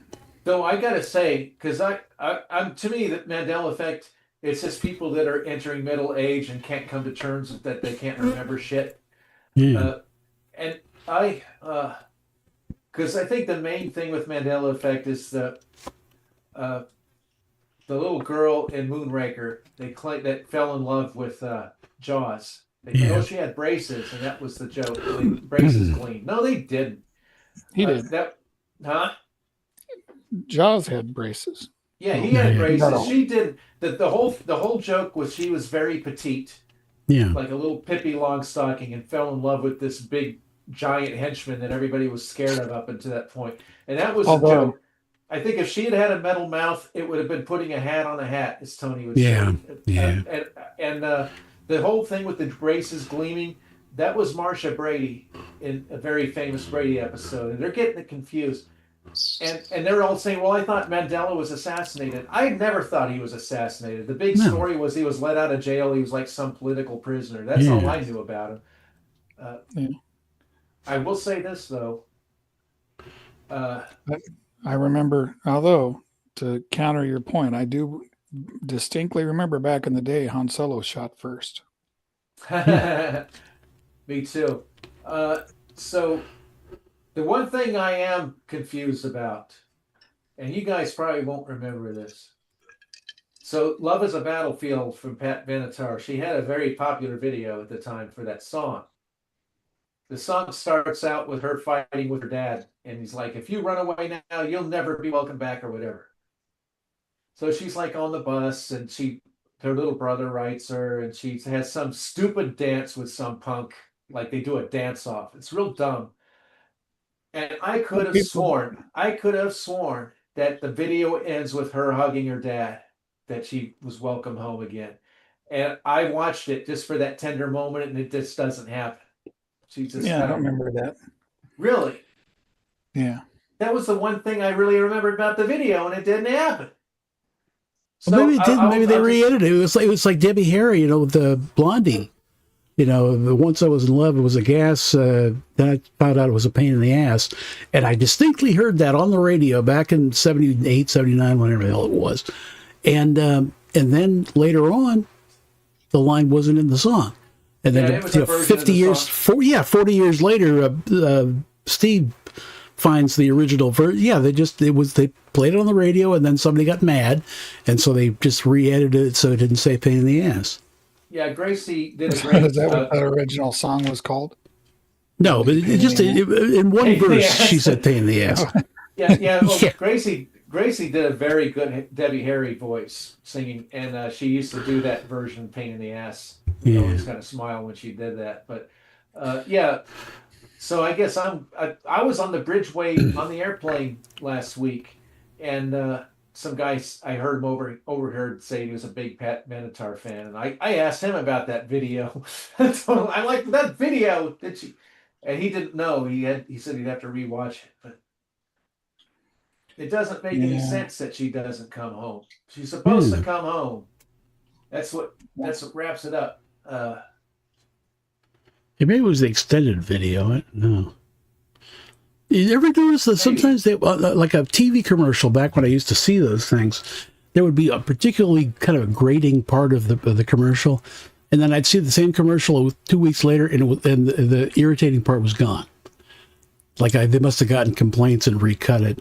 Like there was one, it was a commercial about this high-powered businessman who was, it was the 80s, so he had an English accent for no reason, just because people with English accents are more exotic or whatever the hell. And he's heading off to some, high-powered business meeting where he's probably going to screw half the world. And the secretary says, "Good luck." And he turns and says, "Luck is full of rabbits." I said, "Fuck you." And 2 weeks later, same commercial, and he says, "Thank you." So I probably wasn't the only one who thought that was a shitty thing to say. It's kind of like that one commercial where the guy at the end, he said the ultimate nut sack, and it was a nut snack, and everybody Googled it at the exact same time. It almost broke the internet. It was just some nut commercial. Hi, Wendy. Hi, Wendy. Hi, can you hear me? Yeah, I can hear you. Okay, because I'm using my earbuds, so I wasn't sure. Oh, that's fine. Welcome. It's the first time we've had Wendy on our show. So I was wanting to kind of talk about the weekend, and it's easier having you here saying stuff rather than typing it. Yeah. So I was going to show a little slideshow, like Andy Griffith does. There you go. Now here's a slideshow of Aunt B. So let me give this a go. Shit. Try that again. I don't know what I'm doing. Well, you got it. This? Oh, here we go. I think this is it. Can you see it? Started screen sharing. There we go. I see Florida Man over in the corner. See that? Yep. Let me check the YouTube. And it'll be a few seconds to confirm. But yeah, we want to make sure it's going over the air. Yep. So Wendy can explain this. If anybody can. Wendy would be better explaining this than me because I wasn't there. Okay. Well, there's Florida Man. You were there. Which one is it? I'm not seeing a picture. Which? Oh, well, let me stop and start it again because evidently I've got to do it this way. Let me do it. Oh, you know what? If you're going to start a slideshow, it's probably got a different process. You're going to want to share the actual slideshow, not the. Okay, let me try this. Can you see it now? Give it a few Right now, seconds. Oh, okay. there we go. Yeah, that's Lorraine Bracco. Oh, anybody okay, else from The knows? Sopranos. Yeah, Everybody says I gotta yeah. watch that show. I wouldn't know where to find it. So Yeah. tell her what she advice she gave you. Well, yeah, I was asking her because my friend and I are going to New York next year for the very first time. So I asked her if she had any suggestions for first time New York City visitors. So she did. She had a lot of good tips. Of course, she talked about going to see a show, which we are. And she talked about they have a boat ride that goes around Manhattan. And she said it's a good idea to do it probably around dusk because as the sun goes down, all the lights come on in the city. And she said it's a really pretty sight. Um, she mentioned some restaurants. Of course, I looked them up and they were kind of pricey. Of course, she's a lot wealthier than I am. But she had a lot of good tips. No, she did mention going to SNL, which I probably won't do that. I haven't watched that in Well, then years. she was saying go to Jimmy Kimmel and all these things. It's like, Right. I said no. I didn't say no, but I just kind of, just you okay. didn't roll your eyes and say, yeah, right, like that's going to No, happen. Huh. no, I didn't do that. So that was nice of her anyway. I was Yeah. in line to see Lee Majors, so I didn't get to meet her. So Yeah. the next, that is the kid from Terminator 2. Oh, and I Ah, had my eyes closed. Do what? I had my eyes closed in that picture. Oh, sorry, I just picked one. No, that's okay. That's okay. Yeah, he seemed pretty cool. Mhm. And I Yeah, he was mentioned to really him, nice. I said I don't like sequels. I told him I don't really believe in them, but I said that's an exception. Terminator 2 I thought was better than the original, and he's like, yeah. yeah, but the original was good too, even though it was kind of more horror, I guess. So, but yeah, he was pretty cool. Now that's our There's a book I'm hotel. reading. Ah. Whoop. You backed This up one? one. Yeah, Oh, that's Hard the book Rain. I'm Sorry, reading. I probably shouldn't have done that. Can you still Yeah, see That's it? okay. no. No. Oh, Okay, we're damn it. back. It's good. It's good. It's good. Okay. So that's our hotel. Yep. The tray. And no, it was even dumber. It was called the Rosin. The Rosin Ah. Center. Yeah. And And we were and on the even though 19th it's floor. Rosen, probably. yeah, even though it was right next door to even though it was right next door to the convention center, where we went in the convention center was way at the opposite end of the building. Yeah, so we had like at least a 20-minute walk each way. And as the robot, that wasn't fun. Okay, Oh, boy. that's some Star Wars character, and he had a voice box where he was doing the whole all the Jawa talk. Ah, okay. And What's funny is Jawa is actually a brand of motorcycle. figures, and it looks like he's got a hook in my nose, but it's just the angle, Ah. and I don't Is know that what that right? is. I know what you did last summer, maybe, Could be. I I think didn't see so. it. And except for that's the maybe part. Wednesday and a Shrek who isn't green. And that's my Lee Majors. Lee Majors, who You doesn't don't look look that anything. different. Yeah, yeah. I am glad. I already said that story of what happened. So I'm glad I got. That's the Orlando Ghostbusters. Ah, okay. That was me as the Drow. That was the last costume of the trip. And I decided to wait until I got the mud pit. You know, I wasn't going to jump in there. Yeah. Let me see. That's Wendy in Wonderland. Ah, okay. And that's me before I put the head on. Ah. And that's with Arthur and Patsy. And that's a rich guy. He kind of looks The like penguin. Oh, that's a Penguin, yeah. penguin. Okay, I just thought he was a rich guy. That's the view from our room. My room. Nice. We had different rooms, but that we were next door, so she probably had the same view. That's Weird Al, Yeah. and I think that was a highlight of her trip there. It was. It was. I asked him how many times he's taken a picture with a gator, and at first he said less than 10, And then about a minute later, he says, "Oh wait, I'm sorry, fewer than 10." Oh. You know, is the word is that a fewer. Game of Thrones? Game of Yeah. Thrones joke? Yeah. Now, the word fewer there's no use for that word. The only use for that word is to be grammatically correct and be pedantic about it. Well, It has no other function. Because you don't say manyer. yeah, but it takes less time to wash a car with a big sponge because it takes fewer strokes. Right.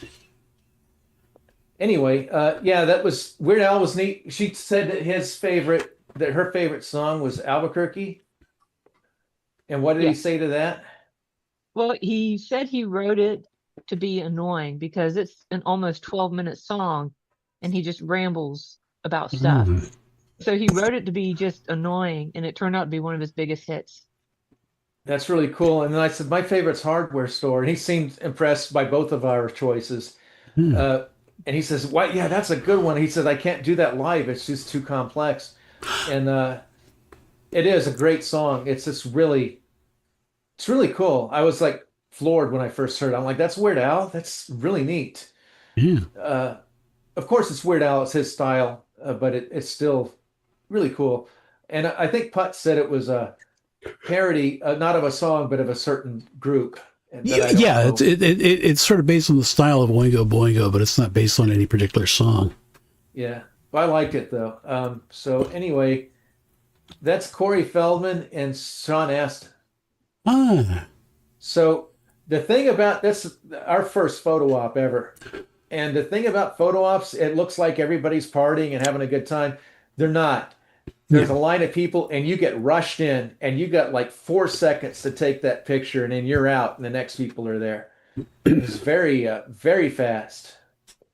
Because I saw Sean Astin at the old studio where we used to work back 20 years ago, and they were shooting some movie.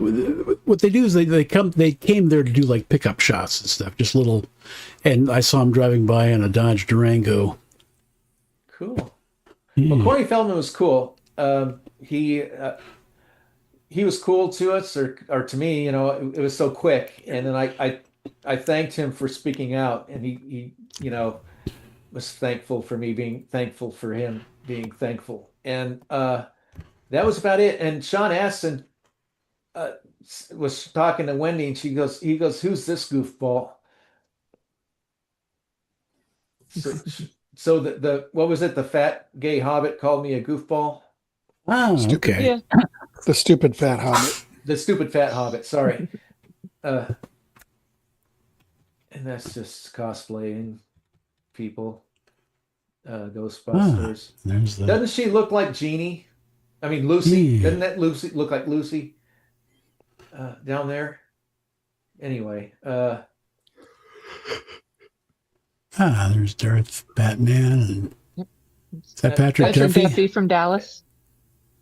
Yeah, and then that's Linda Gray photobombing us. I guess she played J.R. Ewing's wife, right? You said? Yeah. Yes.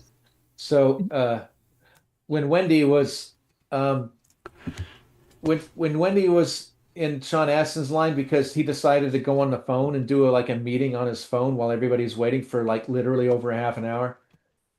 So I had time to just make the rounds and kind of say goodbye to people that we had met.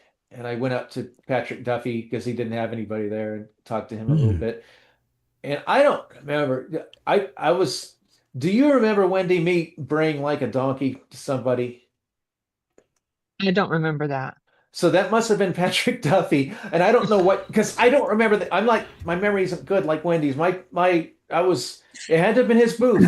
Because I remember the direction I was looking when I did it, and I remember the guys laughing, and I remember it was relevant in the conversation. But it must have been him. And then Linda Gray was waving and smiling at me. I was the drow when I said goodbye. So she was nice, and he was nice. That was pretty cool. That's it. That's all my pictures. Cool. Yep. And I had a very weird experience with Lee Majors. where I was talking to him, and about a minute into our conversation, he all of a sudden asked if I was British. Ah, Uh, and I said, well, no. He goes, well, your accent, you're not British? Like, I don't think I have a British accent. No, I'm Southern, but not British. And he just kind of looked at me for a minute and then went on with whatever we were talking about. Yeah, I felt kind of left out because it was, I mean, I was paying the $80 for the autograph, and it was the reason that I was there. And all of a sudden they're having these deep conversations and I'm getting ignored. And it reminded me of a dream I had when I was maybe 5. ah, I had a dream that Darren and I were on this hot air balloon basket with a guy that kind of looked like Rex Harris and Dr. Doolittle. He was all dressed up. ah. And he and Darren were talking, and I would try to talk, and they would just ignore me. And I would try to join the conversation, and I would just get ignored. So I'm like, well, fine, I guess I'll sit back. And I went and sat, and there wasn't a seat, and I fell out of the basket. I Oh, fell all the way down out of the sky, and I landed on my back in a field, and then I woke up. They say that, mm. they would kill you if you land in a falling dream, but it didn't kill me unless No. this is all like I'm a ghost Well, now. how would they know? Yeah, they don't know. And this is what I was talking about earlier. There's the Buick and the gal and the beach ball and the dog Yeah, and but lots of people with hats. But she didn't go further than that. She just put the little hat on. But fortunately, at the end, when she was standing in line, I got to see Lee Majors right before he left, and I finally Yeah. got to say what I wanted to say, which was stupid fanboy stuff. But you know what? I paid for $80. I get to say my stupid fanboy stuff. Yeah. Well, it was a Uh, fanboy expo. it is a fanboy expo, and that's what I had to keep telling myself. When there's people that have a whole wagon load of BS merchandise that they're wanting to sign, at first I get mad, and then I'm like, well, it is the fanboy expo. They're fanboys. That's why we're here. I got to say, the selection of stars was better last year, but I think the whole thing had grown twice its size this year. It was bigger. I think it was bigger than TampaCon this year. I think so. Uh, yeah, it was huge. And Wendy and I got a lot more comments on our costume. I mean, the robot always gets comments, but Right. when I was the Gator and when I was the Drow and her, she's now owned that she's Sansa Stark now. Yeah, So Mm. pretty much. when It's just easier to say that. yeah, when she used to just say Viking, and then everyone said, "Oh, I thought you were Sansa Stark." And finally, someone asked her, "What are you?" And she said, "Sansa Stark." And they're like, "Oh, great, yeah." So uh, that was pretty funny. Yeah, we had a good time. I think I got to say it went pretty much without a hitch, didn't it? Yeah, yeah. I mean, yeah, this year seemed like it was a lot more fun than last year. It seemed like there were more people there this year than last year. It was. There were definitely more people because I think last year the only booth that had even kind of a line was Barbara Eden, and that Mhm. was only because she was gone for 45 minutes and kind of accrued a little bit of a line. Even it wasn't even a big line. So yeah, there Right. weren't a lot of people last year. A lot of people. I mean, Corey Feldman, I think he had the biggest line of anybody. Yeah, I I think don't know. so. Yeah, and of course Sean Astin's line was pretty big, but again, that might be because he disappeared for 2 hours. Uh, Right. and I don't know, Gene Simmons was there, but I guess he was too cool to be in general population. He had to have his own little Oh, room or yeah. something.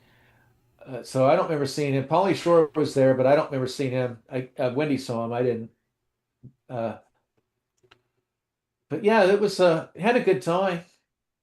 Is there Yeah, anybody else we saw that I don't that I've glossed over?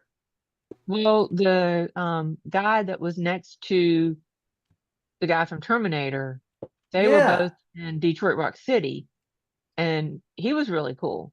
And I thought there would be more people at Edward Furlong's table because of Terminator 2, but there really weren't that many people going up to his or the other guy's table. yeah, they were both usually empty. And the other guy, did you see Detroit Rock City? Me? No, no, it's talking to the Oh, guys. It came out in the late 90s. I saw it with mom actually. It was funny. Mm. It was a coming of age. Not it was kind of it wasn't like Porky's, but it was kind of I mean, it was a period piece like that. It took place in like 76, and it was about Yeah. this group of 4 kids that what happened is they loved Kiss and they wanted to go to Detroit to see Kiss so bad. And I guess they couldn't afford it. So there was a stoner kid that was part of their group with real long hair. He kind of looked like a shorter Peter Steele, Darren. Uh, but he was the punk stoner of the group. And he was on a radio contest and he won them the tickets. And he's like, "All right." And he hangs up before they let him get the information who he is.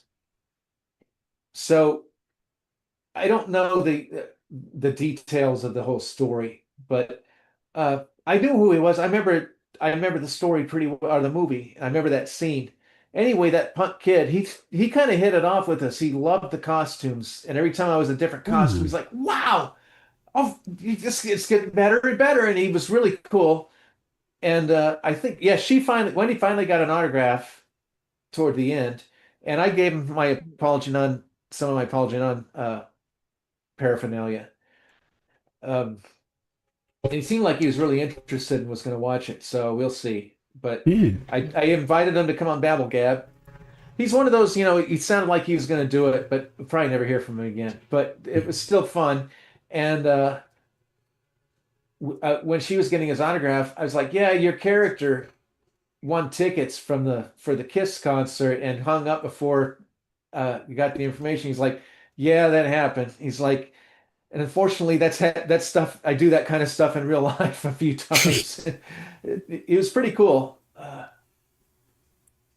Actually, I think I remember from the movie they did have tickets at one point, but the mom of one of the boys was she was like adamantly against any kind of rock music, and she burned their tickets. So they were trying to Yeah, get tickets another way. so they probably had to go a third way. And that, I guess that's where the plot develops. But um, he said I guess it was that movie. He said they were making that movie, and or it might have been correct me if I'm wrong, Wendy, but they were filming that movie, and they were going to have like Marilyn Manson was going to be part of the soundtrack, and there was this woman that was part of the crew, and she was having a hissy fit because they were going to have Marilyn Manson. She's like, "Well, he's satanic, this and that." And it's like, do you realize what Kiss are and this whole rock and roll? How could you be all for all this, with Kiss and all this rock and roll, and then just be against Marilyn Manson? Yeah, And it was that movie. yeah, it's just funny hearing some of the insider stories are neat. That's why I really hope we get them on BabbleGab. Somebody on BabbleGab. Yeah. And I even invited Robbie Riss to come on BabbleGab. So he said, "Yeah, that sounds great." He says, I'm so busy with all these conventions right now, and I'm just thinking, well, nobody's going to see you. I didn't say that. I don't want to hurt his feelings. Well, he kind of acted like he didn't remember who you were. The first time he kind of did. He remembered the costume, but it's considering a week ago he started like putting a leather glove in my face over politics. Kind of thought he'd know who I am. Mm. Oh, maybe he was jealous. Didn't Yeah. want to come off as being maybe he thinks about me every night. Oh, that's disgusting. Well, Gottschalk said he might join us, but I don't think he will. Well, no, he forgot that months come to an end. And at the end of the month, he has to do his inventory because he runs the whole company that he works for. Apparently, there's nobody else. And I know things come up. I just wish he'd let us know in advance this stuff. well, he just took him by surprise because you don't think a month is going to come to an end. I know. Tony and I, we're just like we've been up this creek without a paddle so many times lately. Thank We're going to goodness have a for Darren. seance for crying out loud. We're trying to find anybody. It just Yeah, seance to get Putt back. I miss our Putt. Boy, he was a good addition to this show. Oh yeah. Darren and Putt had they were going to start a rock band called Atomic Vomit. I think that was Mark's punk band. Yeah. Atomic Vomit and the Damn It Janets. Whiskey Engine was one of them. Whiskey, We were talking and Whiskey Engine. you and Putt came up with a sheet of paper that had all these funny and disturbing song titles for your either imaginary or future band. And then I remember you threw it in the circular file, and I fished it out, so I might still have it somewhere. Yeah.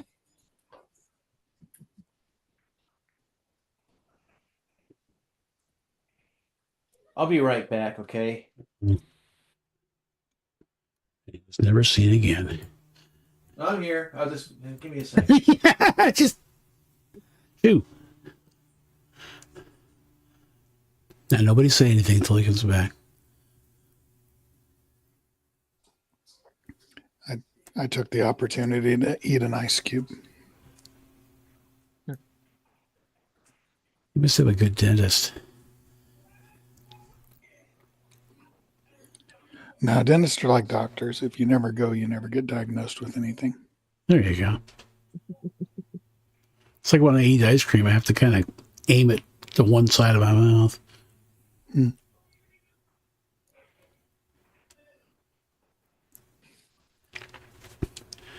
And that is the Los Angeles Union Station. And I was there shooting a video as a background extra for the band Social Distortion. Oh, cool. And that's the most famous thing I've ever done, I think. You could see me for like 3 or 4 seconds in the video. It took 12 hours. No, it didn't take 12 hours to shoot. I lasted 12 hours and I had to go to work.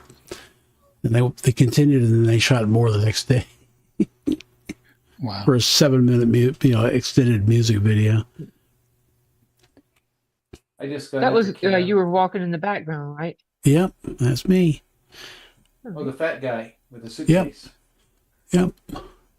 I just got after Kiana because I said, how come you fall asleep when you watch my movies during halfway the movie, but you can watch these Disney movies all the way through, one after the other? And she said she's got a weird sleep schedule. I'm like, yeah, sure. Well, it's not just your movies. It's any movie I want to watch with her. She can't stay awake. Yeah, but she can watch her bad stuff. Yeah, I know, right? I see how I guess maybe it's like she can stay awake because it's kind of like trying to sleep in a room somebody just farted in. Mm. Yeah, I guess that's a good way of looking at it. A long time since I stayed in a motel. Do they still smell like cigarette smoke? You're lucky. You have to pay extra. Back in the day, my mom and I used to take road trips and stay in a motel here and there. And just the funny thing is going into a room where it's, the cigarette smoke is like suffused into the wood and everything else. It's like a nostalgic thing for me. It just kind of brings back memories. They don't allow you to smoke in them anymore. But this was 50 years ago. Well, back then, back in the early 70s, you were required to. They would hand you your keys on a pack of smokes. Yeah. Well, yeah, we used to fly when we were like 10 to Kansas City, and we just traveled by ourselves back then, and they would bring us cigarettes and lunch. You remember that guy that we sat next to? He's this older guy, and he's like, he shows us like this centerfold. He's like, check this out, hubba hubba. No, I think you dreamed that. No, that really happened. She wasn't butt naked, but he did have this. He was showing us 8-year-olds just kind of fold out, and then on the way back there was this woman. We were just talking about this the other day. There's this older lady named Loretta Moon, and she gave us each $1, which in 1978 money was, that's pretty good for a kid. It was like 1,000 now. Yeah, I know, right? So, and she used to write us. She wrote us a couple times. We write each other, and it's a shame we didn't keep in touch. But that's kind of the story of our lives, and it's like everybody I wish I'd have kept in touch with. Like we were talking about our old boss, Jack Wheeler. I kind of wish I'd at least sent him a Christmas card every few years or something. But you just don't. everybody has their lives, I guess that's kind of what's good about Facebook a little bit. Is it kind of you can keep in touch with people a little bit, and then when they floofy, then you're giving happy birthdays to a page. Oh yeah, because I always get that because Facebook they always give you the it's blow such birthday today. Oh yeah, they died 10 years ago. Because I've got about 18 Facebook friends now who are no longer with us. Yeah, we probably share half of them. But I don't remember what I was just saying. Oh, pen pals and centerfolds and on airplanes, cigarettes. Oh yeah, the thing about our hotel room that I thought was interesting and kind of cool is when I'm in costume, I really want the AC cold for obvious reasons. Yeah. But then when I get out of the shower or whatever, I don't really want it cold. So if it's like 70 degrees, I'll put it up to 77. And in this house, if I do that, well, the AC will just shut off and I got to wait for it to warm up. Well, no, it starts shooting out heat. The radiator. Cute. So that's pretty neat. It actually is like total environmental. What do you call it? It'll either shoot out heat or cool. I thought that was cool. So it really gets the room where you want it pretty quick. And I appreciate that. Yeah, the rooms were pretty comfortable. I was really happy with them.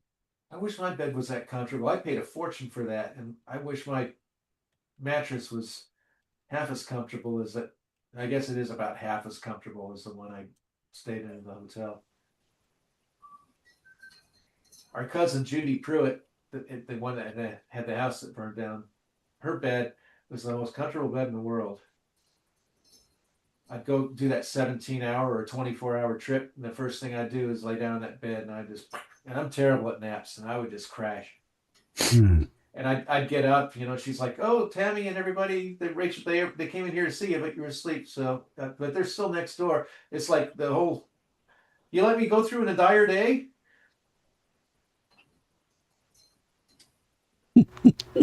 Why didn't you wake me? Why didn't anybody wake me? Oh, we love you being here, but don't have to deal with you.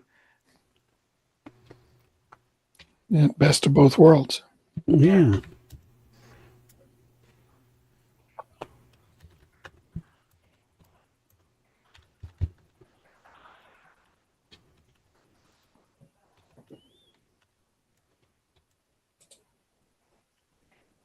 4 people here and nothing to say. Yeah. They say that a crowd of people, like at a party, that every 20 minutes it'll get silent momentarily. Yeah.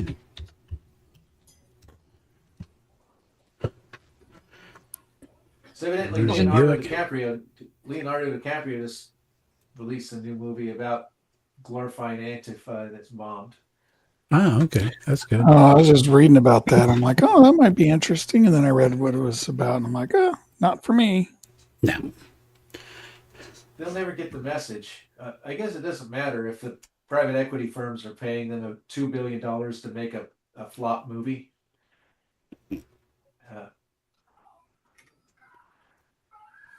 It's just money laundering anyway. It is. When I used to think about money laundering, I always thought about those kind of grayish green giant washers on the wall. Right. And just stacking them with cash and stuff. Yeah. Am I wrong? Well, they used to do that, I think. Seems like something that would have been on Police Squad or something. It probably was. Right.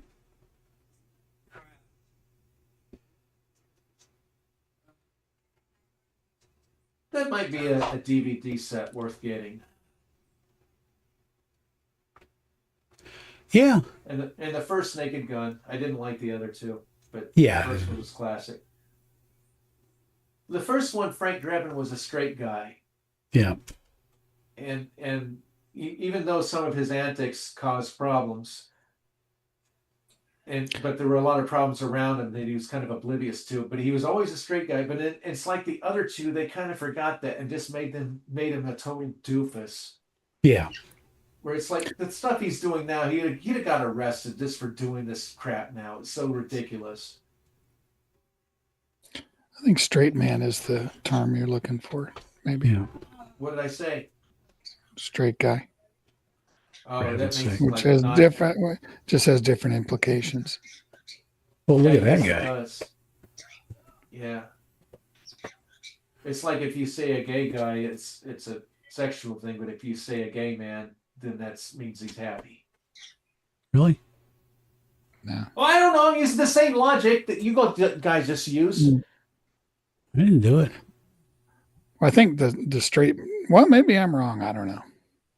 They get in the comedic duos, the straight man or straight guy or whatever it is, generally gets paid more because he Yeah. has less fun.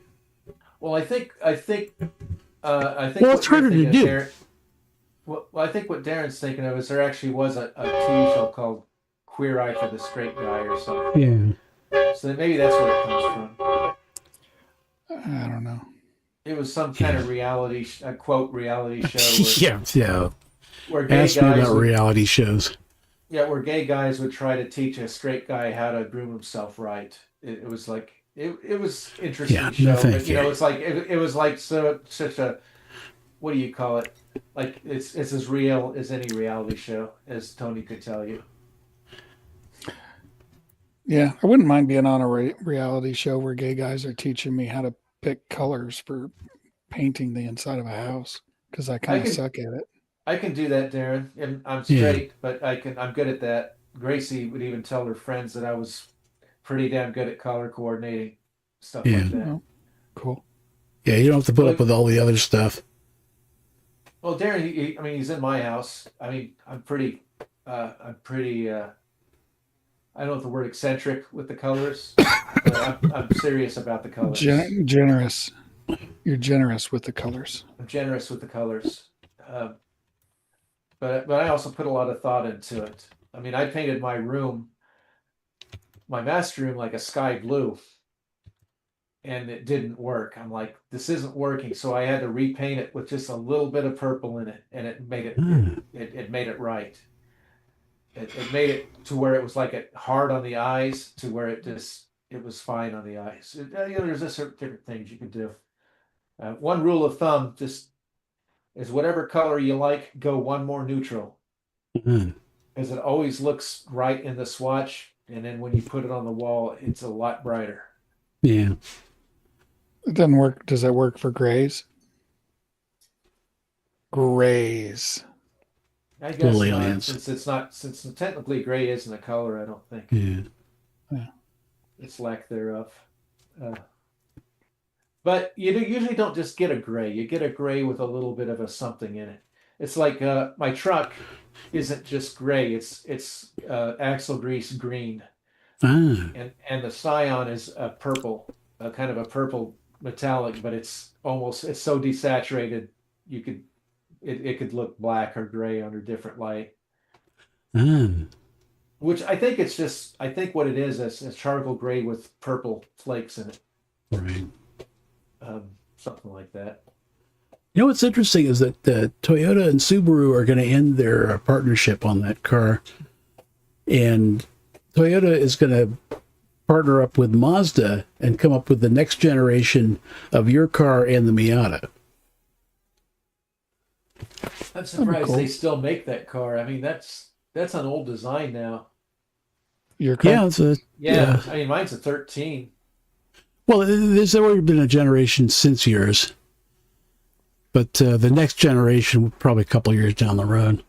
I think mine's the best looking because they made the lips look like a wide mouth bass or something. They made it look really weird, like monster like. And mine still looks mean. It's got that kind of trapezoidal grill, but I've always had a little bit of a problem having a sports car or kind of a race or mean car and putting a happy face grill on it. Hmm. All that matters is you have a boxer engine. Yeah. Yeah, I got a boxer engine. And it always Yeah, I just said, keep getting go for it. no, I just keep getting told that my car looks like a stormtrooper. Ah. Well, if you'd have said that, I would have had to look at it knowing that.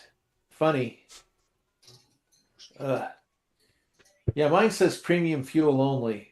And for a while I was doing that, and now I'm kind of just cheating and I'm just putting regular in it. As long as it doesn't knock, you're okay. Yeah, it doesn't knock on wood. I think modern cars just kind of advance or retard the timing, and Yeah. that handles it.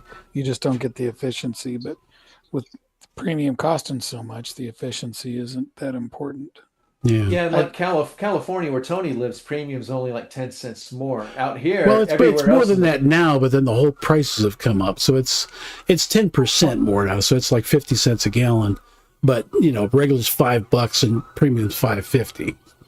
Well, yeah, that's California. The prices only go so high, so numbers only go so high, so that's why Yeah. Well, But out here, it's generally 70 or 80% more premium than it is regular. Oh, that's It's crazy. terrible. That's absolutely Yeah, nuts. that's why. But then we're again, you kinda- guys get 93, and I've never seen 93 out here. Only 91. Yeah, 91's mid grade here. I don't know what car takes mid grade. Really, I've never had one that took mid grade. Actually, I think if you I was gonna, you got an owner's manual, but because it's now, you can find either the manufacturer website or somebody else will have a PDF of the owner's manual, and that way you can do a keyword search on it instead of having to just flip through it, and it'll actually tell you the octane requirement. I'm thinking I saw pictures that you can get non-ethanol gas out here.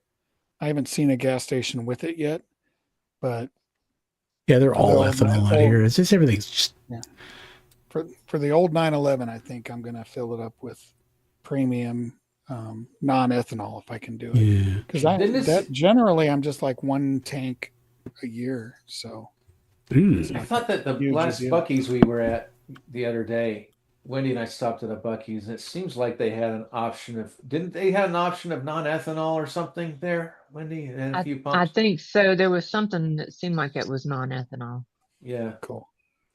What do you put, stable in it, or I mean, because usually gas in a tank, it don't fare too well after 6 months or a year.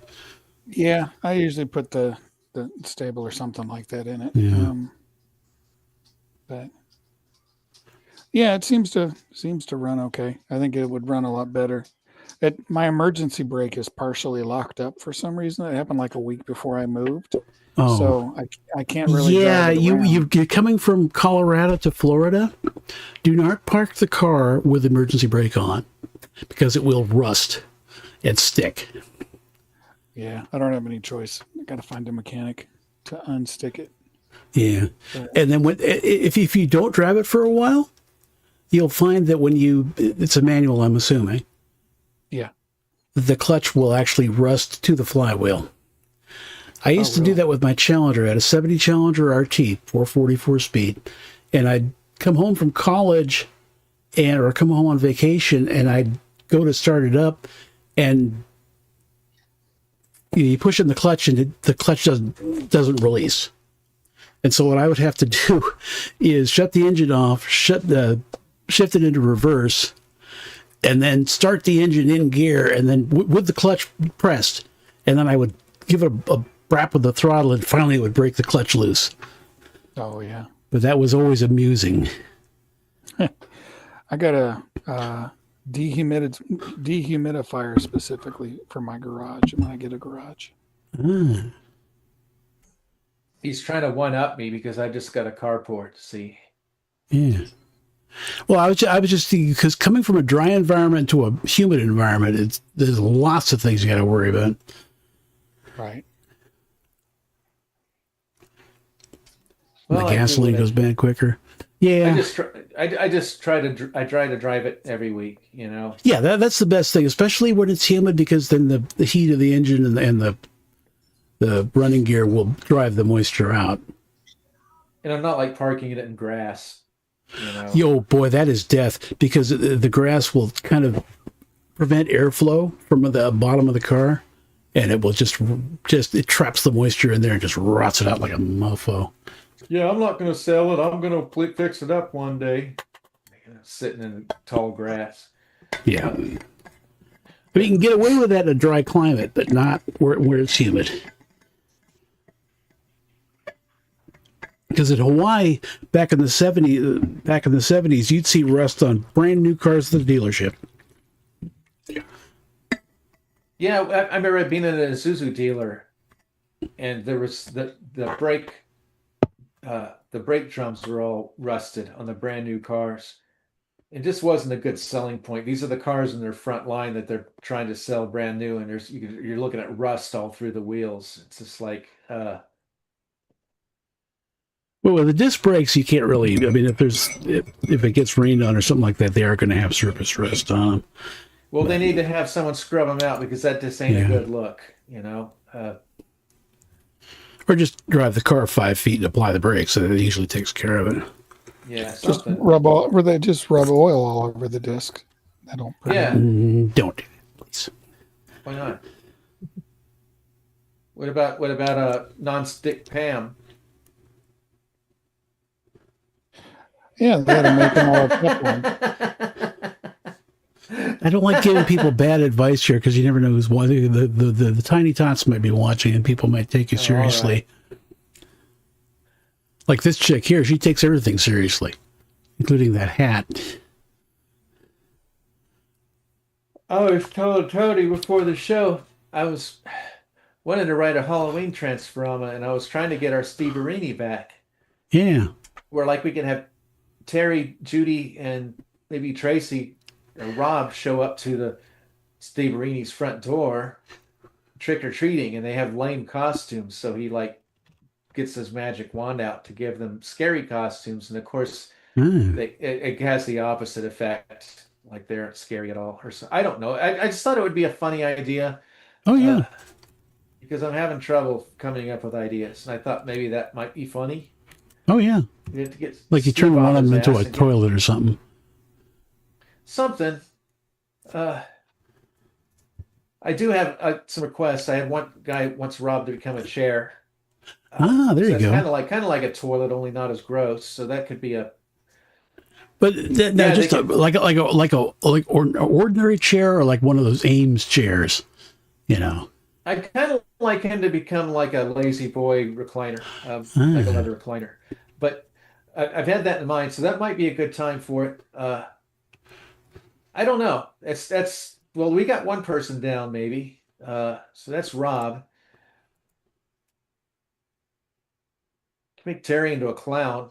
That's scary. There you go. Nah, not for me. I'm not afraid of clowns. Never was. Yeah.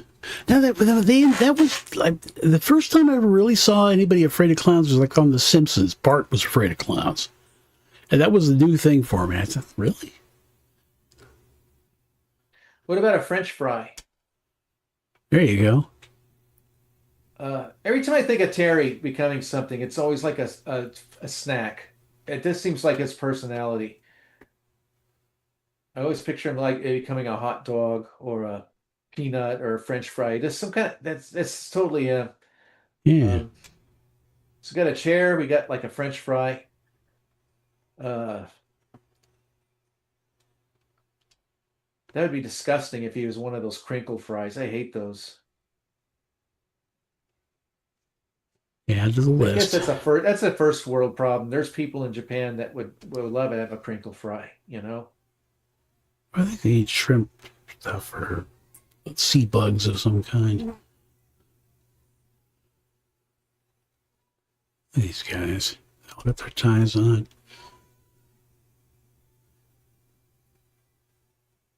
Bam. Oh, I thought I was going to get run over by the truck there.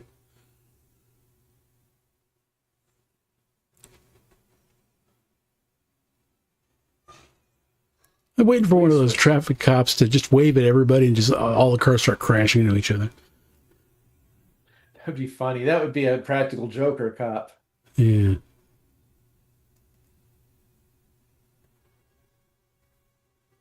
Those cars were unsafe at any speed, though.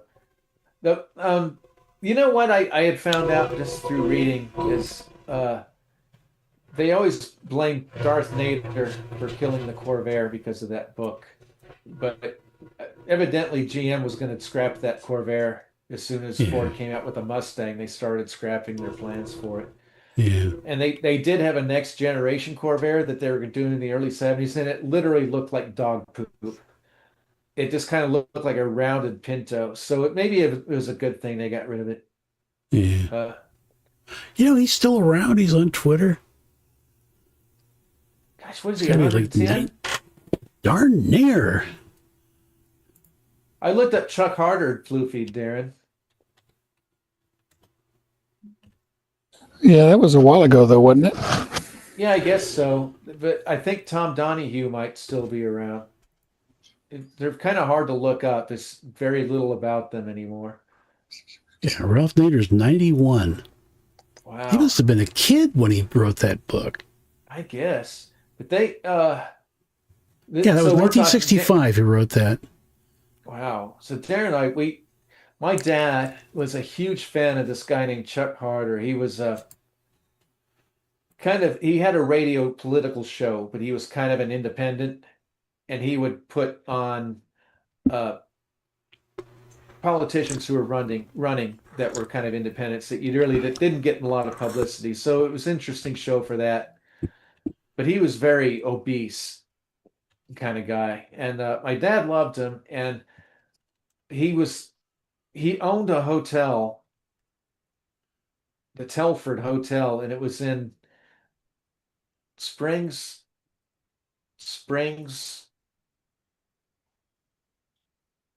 White Springs, Oh. near Lake City, Florida. Ah. And it's the crossroads between I-10 and 75, that area, and it's right on the lake, the Swanee River. Not the Lake Swanee River. Down upon the Swanee River. Okay. So that's their whole claim to fame, is the Swanee River stuff. So Yeah. I liked the area because there was a mine there, and I would go swimming in the mud in the mine. It was just like Mars, and I loved it. It had these deep mud pools that was like marble, like different colors, swirls, and it was such a neat place. And Lisa loved to go there. But anyway, my dad met us there at the Telford, and he wanted us to spend the night with him at the Telford. So he drove all the way from Missouri, and we took my Green Dragon, my 71 Galaxy. We took it there. And Dad we met Chuck Harder, and he kind of shook our hands and was a nice guy. But my dad had never seen Darren and I drink before, and we had bought our first beverages. He's like, "You guys aren't going to get drunk." And I told my friends that you guys are so straight, and you're not going to get drunk, and make fools out of yourself, are you? And we didn't for a while. It was about 3 hours before we started doing that stuff, out the windows and all that. Yeah. And we watched a JFK movie, and that's about all I remember from it. That's weird because my dad passed away just a few days before I turned 20. So I never got the chance to drink with him. We didn't drink with my dad. Darren and I we bought beers and kind of went on our own and just walked around in the premises. But that's my memory. I mean, I'm going back. This is 30 years ago or more. So I don't remember. That's just all I remember from that trip. But yeah, it was an interesting feller.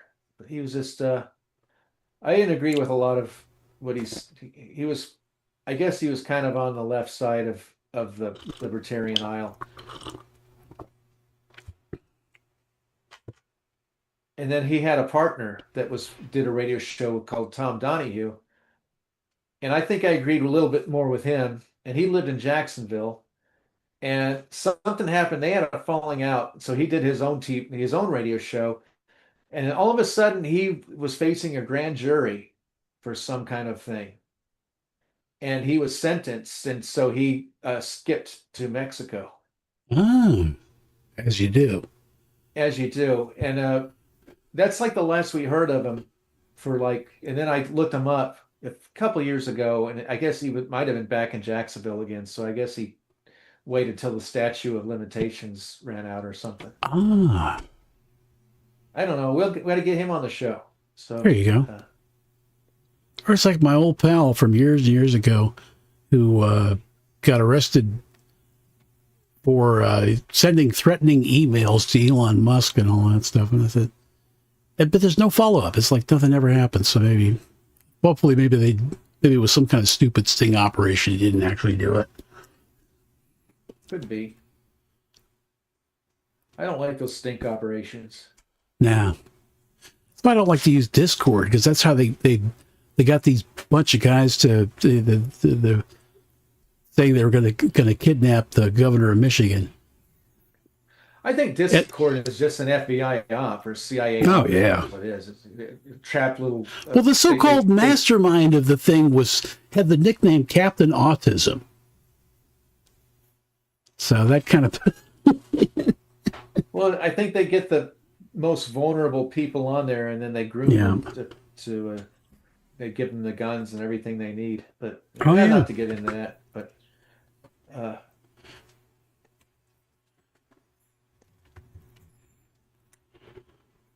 they're doing a lot of strange. There's a lot of strange things about that Kirk thing, like how they just totally swept the scene and everything within minutes.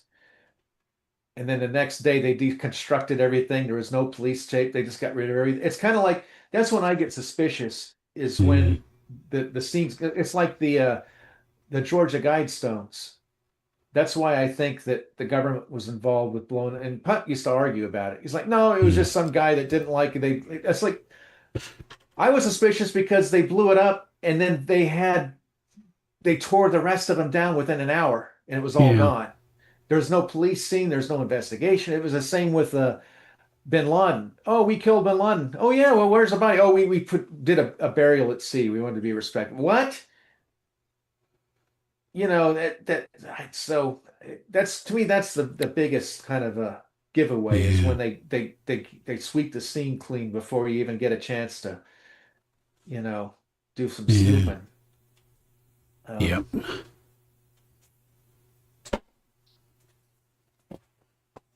Yeah, well, good luck on the snooping. I don't like to snoop, but then when they do weird stuff, it makes me want to snoop. You know what I mean? Yeah.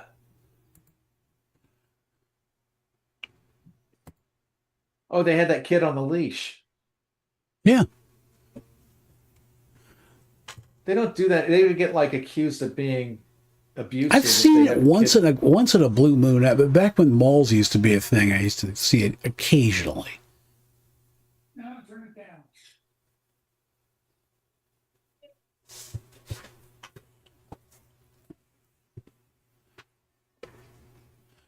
Somebody had an antique plate on Facebook, and they were showing it had kind of like a cartoon thing on the food side of the plate, and then on the back of the plate, it just said foreign. It didn't say where it came from. It just said foreign. Foreign. It's kind of like Terry Summer when he plays it, or I play a song in the fun hour, like the Pappity Pup. Yeah. At the end, it's like foreign people are funny. Yeah.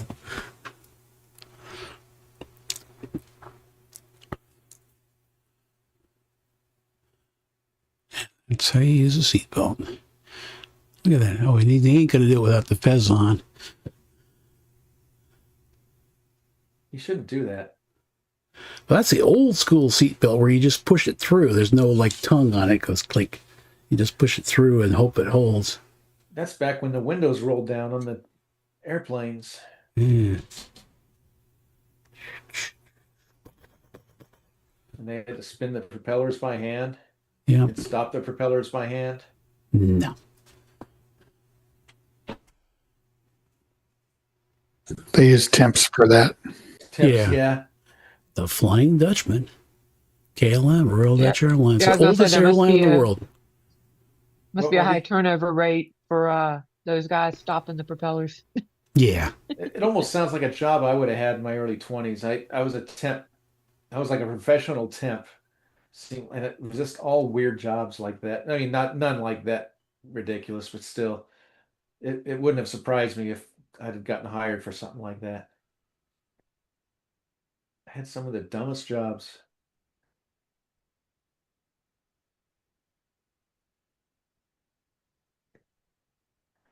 had some weird looking planes back then. They sure weren't in the aesthetics.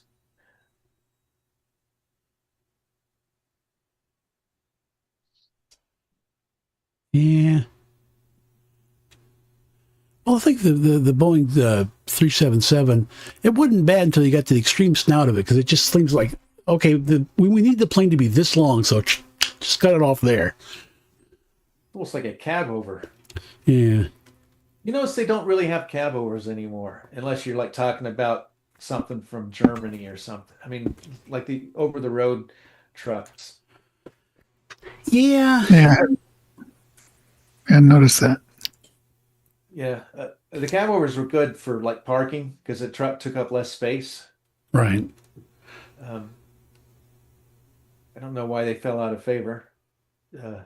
Probably aerodynamics. So it's just like absolutely flat front, just no. Yeah, I guess so. And no crumple zone, really. That's true. Of course, if you run, you usually just go over top of anybody if they run into you, because you're sitting up so high.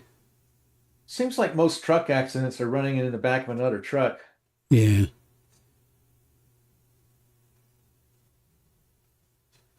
Yeah, it seems like one of the, because I talk to truck drivers all the time doing their permits. And it seems like I've had a couple of them tell me that they don't really do the cab overs because they're not, I guess, as efficient. So, Yeah, as far as like I fuel guess and all, yeah, aerodynamics, I guess. aerodynamics, yeah. My dad drove a couple of them, so when we were kids, we'd ride with my dad. He had a couple cab overs we drive in.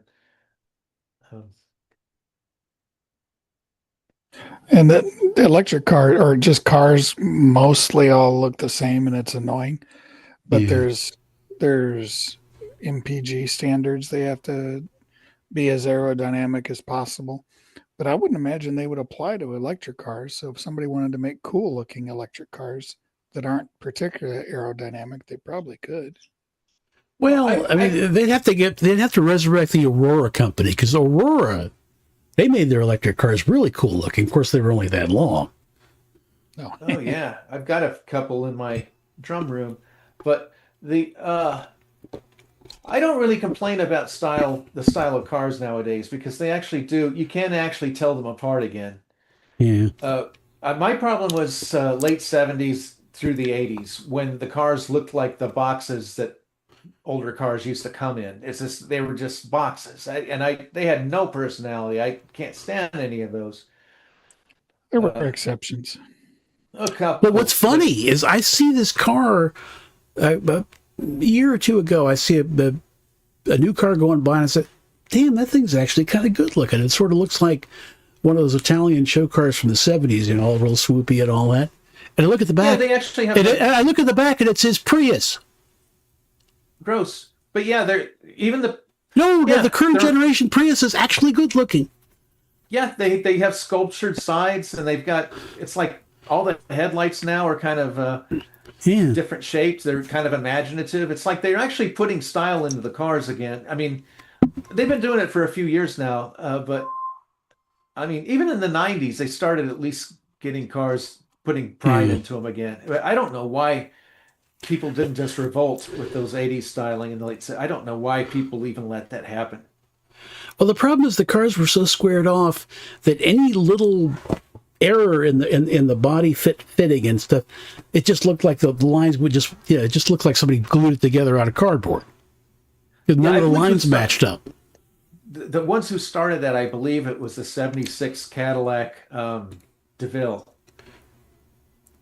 I believe that was the first car that was brand new, and it was just, it looked like a refrigerator box. Yeah. And people should have protested that stuff instead of making it popular. If they'd have done that, we probably would have had a whole different evolution of car design, because that was the guinea pig. I think the worst was like the Chevy Citation. Yeah. Or the Chevy Chevette. Oh. Well, the first downsized Fords, the 78, I think they were the Crown Vics. Those had the, yeah. But they were, everything was just all straight lines. Ford was late in the game. Well, because GM did it in 77. Correct. I believe Ford did it in 78, and Chrysler did it in 79. Ford 79 too. If you look up a 78 LTD, you'll get the full size. Well, you get an LTD 2, which is like a Torino. They tried to goof around with that. Yeah, they were really, yeah. And they had like something that was like the LTD 2, but it was like a more luxurious name. Remember that? Yeah, the Elite, which was kind of like a dumbed down T-Bird. Yeah, or a Ford Cougar. I don't know. I think they had the same. Never mind. We're getting a little into the weeds, but because after they downsized the Mustang, after they made the little Pinto Stang, then the Cougar ended up being the same platform as the T-Bird. T-Bird, yeah. Yeah. Darren had one. He had a 78. Was it a 78 Cougar? That sounds right. Yeah. Back when they were required, they had to have, you could not get it without the vinyl top because they were just totally unfinished because I think Motor Trend magazine tried to customize one and they peeled off the vinyl top and the steel underneath was just unfinished, junky as all hell. I think they just ended up skinning the whole thing over with Bondo. That's why if I had the choice, if I was a rich man and could afford one, I wouldn't buy a Superbird, which is a cool car. I would buy a GTX Superbird clone because then I could get the slick top with it. Because I don't understand having a high performance, one of the fastest cars in the world, and having a damn vinyl top on it. What a stupid thing! I've always had a problem with vinyl tops. Well, because in the Charger Daytona, they also had they put the window out so it didn't have the tunnel window because it's for better aerodynamics, and they would like lead that in and paint it and everything else, and the cars 6 months later you could tell the difference in the paint between around the back window and the rest of the car. Yeah. And they didn't want to mess with that for the bird, so they just threw vinyl top over it. Silly. I just don't understand a vinyl top on a race car. Oh my gosh. They shouldn't have allowed them to get away with it because the ones they raced in Daytona didn't have the vinyl tops. They shouldn't have got away with that. Anyway, I'm bitching about something that happened 55 years ago. So there you go. Because the cars weren't built at the factory. They were completed as regular cars and then shipped over to a Cars and Concepts or one of those, and offline, and all that stuff was done offline. So any paint matching they had to do, it always kind of came out a little funky. I think that's how limos are made. They're not actually made in the car factories. They used to be. The Cadillacs were the last one. So it was a factory limo, and they were actually comfortable in the back, and they had bigger doors. Now, the only limo I ever ridden in was one of those town cars where they just cut it and just keep adding windows to it. And it's the same factory regular door. So you get in, you get on your hands and knees, and you crawl to where you want to sit down, which to me is just the height of luxury, having to crawl. It always seemed like a better idea for a limousine would be a van-based limousine, wouldn't it? A lot of them are nowadays. I've seen it, or Suburban, like a stretch Suburban. At least you can get in and out of the damn thing. Yeah, I guess. The last time I rode, I've only been in two, and one was when Gracie's dad was celebrating Gracie's birthday and his wife's anniversary or something. So he rented a limousine and took us to this fancy restaurant and into an Elton John concert. It's right before the divorce, so it was one of the last kind of fun things we did. And she was so afraid I'd ruin the evening for everybody complaining about Elton John. It's like I enjoyed it. He didn't do my favorite song, "Someone Saved My Life Tonight." Instead, he did that stupid Lion King one. But her dad and I were giddy at the end. We were punching each other, and we had a good time. Elton John put on a good show. He was a very what do you call a tradesman. He did not put up, believe it or not, as much as Elton John was notorious for the funny glasses and stuff. He didn't put up a lot of fluff. He just did one song after another. And he had the same band with him that was with him since the 70s. So I can respect that. He seemed pretty Yeah. cool. It was a good show. No, he didn't do the song I wanted him to do, but it's okay. I can forgive. I don't forget, but I can forgive. Oh, problem is now he kind of looks like an old lady. They all do. All those rock stars. They become these kind of frumpy middle-aged women. It's because they don't. It's because their hair doesn't get the memo. Right, right. I think. Except for Frampton. Frampton, he just got rid of it.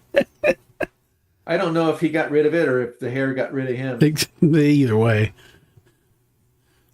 I had a problem with him because Josh asked for it, like emailed them and said how much he loved Sergeant Pepper movie, and was either hoping for an autograph or hoping, and he never even got a response from him.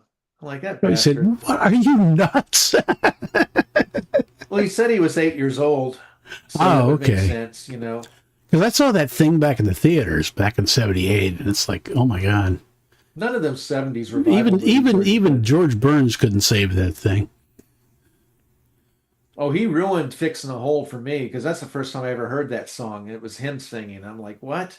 I'll never like this song. And then when I hear the Beatles version, I'm just hearing George Burns. And George Burns, he might have been a funny guy, but he sure couldn't sing. Oh, you got to listen to this song 18 again. Sounds like shit. George Burns singing is about the same voice as Leonard Nimoy singing. Yeah. But at least Bilbo. But at least the Bitter Dreg song he actually wrote. Yeah, did you know that, Darren? That song that he sang with the hippies in that Star Trek, he wrote that. Nope. Oh, I guess Darren knew. Putt was he was our Star Trekky encyclopedia guy. He could. Yeah. Yeah, I look more like I'm a Star Trek fan than I actually am. Ah, Although okay. I enjoyed it. Well, one day we are going to have to get together. something. Well, one day we're going to have to get together and do a director commentary for Star Trip. Yeah. And Darren, you got to be part of that because since you were the leading role there. Yeah. I'll be like, Really, oh, that funny bit, I wrote that. Yeah. well, yeah, Darren was the co-writer and Putt was the co-writer, but we don't have Putt, so we can just take credit for all of Putt's parts that he wrote. Right. And what was the line? He's a jerk, and I hate it. I forget what the actual epithet was, and I paid him. Yeah. Yeah, I can't remember. I haven't seen it in years. We'll watch it again and do the corrector commentary, but I will tell you this, that line about he's full of himself and I hate him and he repeated himself. Yeah. Darren was just testing out the mic and just trying to say something. And it was so funny, we just left it in there. It's one of those happy accidents. Yeah. But that's something we'd cover watching it. And I guess it'd be funny watching it for the first time again. I would just have to say, we'd have to say the obvious first. The writers on it, the things that Putt drew, the things I drew, the things Darren drew. And then we would have to say what Owen did and kind of the story about how we got his soundtrack. That puts that stuff out of the way. And then we can just watch the movie and without having to go into those specifics that would just take up a lot of time. But yeah, I'd love to do that. I'd love to do Saturdalia, The Last Page of Summer. They could put them all in the Apology None channel. It just might be fun to have those. Because I always feel like stopping and pausing the movies. And the last time we watched I Want Her for Myself, I made a point not to do it. I just let us watch it all the way through without saying anything. And it worked out fine. Because there's always a part of me that came to me in a dream. That was a dream. Mm. Yeah, that's kind of the goal of a movie, though. That you don't have to stop and explain it. Right. Well, it's not like I'm stopping to explain what the plot is. I'm just stopping to say that this happened to me in real life, that kind of thing. But I made a point not to do it this last time, and it was just fine. I guess just as a writer and creator, it's fun to because a lot of the things have such unusual motivations. Yeah. Well, like the taxis. When I try to get a taxi, you got to go to the front of the line, the front of the queue, and I go all the way to the front of the queue. I'm only allowed to make left turns. I mean, that happened to me in real life. So I mean, that was something I might have, would mention. I was like, that happened to me in real life. I was trying to get to the airport in Dulles in DC, and I wasn't super far away, but I wasn't super close either. And they have a monopoly. They only have one cab company that can go to that airport. All right. And so I called them, and none of the drivers were interested in taking me because it wasn't a very long ride. Dang, that sucks. And Jeez. there were no other options. I don't remember how I got there. I think I walked, or I walked to a shuttle bus stop and had to wait for the first shuttle bus to show up in the morning. Well, that sucks. Damn. That was before Uber, I guess. Yeah. Yeah, I took a taxi from the Phoenix airport to Tempe, which is very close. And there was this like Muslim guy, and he was pissed. But I think they just are anyway. I don't know. Yeah. Oh, yeah. Because when I got to London, I was so excited. I can't believe I'm here.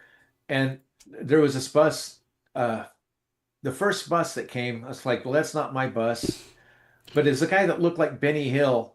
And he was so happy, and I could see them going away, just smiling and turning the steering wheel and laughing at everybody. And then mine came, and it was this Muslim guy. He goes out with this scowl on his face, and he's just taking our luggage and banging it and throwing it. And he didn't have a damn thing to say the whole time. Boy, and that's basically my whole experience there for those 2 days or so. Just a lot of unhappiness and miserable people. Everybody was miserable there. I'd never want to go back. That's a place I really wanted to see. I'd never want to willingly go back there again.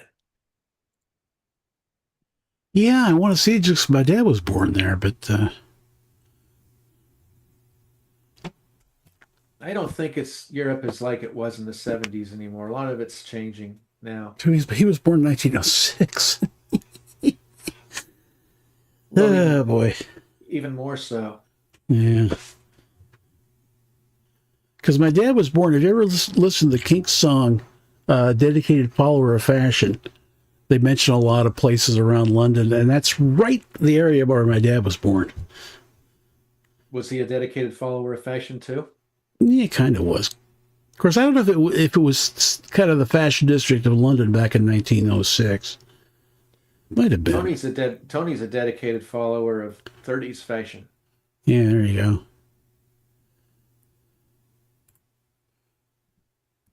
Are you going to dress up like 30s Tony for Halloween? Dressing up, Lord, I suppose I could put a hat on if the weather cools off. Yeah, I think I'm going to be the robot this year. Just the top half. Yeah. We don't need to see all the green, silver, whatever the hell it was. That was traumatizing. That was gold. No, yeah. Wendy's mentioned that maybe for Bartow that I go as Terry Summer, and that she could go as like a Terry, Paul Janon's biggest fan or something, and we could hand out cards and things, because that would definitely be easier than having to do the robot and the. It'd be easier than being green. It took me an hour and a half to be green a couple days ago. That's definitely something I don't want to do more than once a year. That's a lot of work, a lot of mess. The mess isn't that bad, but this getting into it. There's so many layers. It's but I think once Darren's going to try to help me with the jaw, try to get it to work. So yeah, maybe a Lego motor. But yeah, I think a Terry Summer idea would be good. I can't imagine us staying very long in Bartow. I can't imagine it being all that. No, I think there are like maybe I think a handful of celebrities. I don't even know what the location will be. I'm not sure. It Yeah, didn't we seem like haven't. looking on the website, it wasn't very big. Yeah, we've got to look into it. Be nice to see Wesley and Kathy again, but Yeah. and you know those little cons are fun. They're fun to do. Um, are you Problem going, is, Tony? I've been out of the loop on pop culture for so long that any celebrity I'd want to meet is either 90 years old or dead. Yeah, but seeing them at 90 can be okay too. Mm, I mean, Lee Majors was a little bit of a, I won't say a letdown. I'm just kind of worried about him, yeah. you know. But Barbara Eden, she's in her 90s and she still looked really good, you know. Yeah. Priscilla Presley looked good. They're so delicate though. They're like delicate little flowers, those Yeah. people. Marla Gibbs from the Jeffersons, she was still seemed pretty active. Yeah. Yeah, she's She was another one that 93. was, yeah, she was waving at me, giving me the little granny wave and just smiling when I was the robot. Ah. And I wanted to come up and talk to her, but by the time we were out of line, she wasn't there. Kristen McNichol waved at me and smiled too. Oh boy, Steve must have been jealous. That He wouldn't have got up the nerve to say, "Oh, she's rude to me. She didn't kiss me or something." He was expecting Lou Ferrigno to kiss him and stuff. And he didn't, that's it. The celebrities are always smaller than you expect them to be because they got to fit inside the the TV set. Yeah, that is true.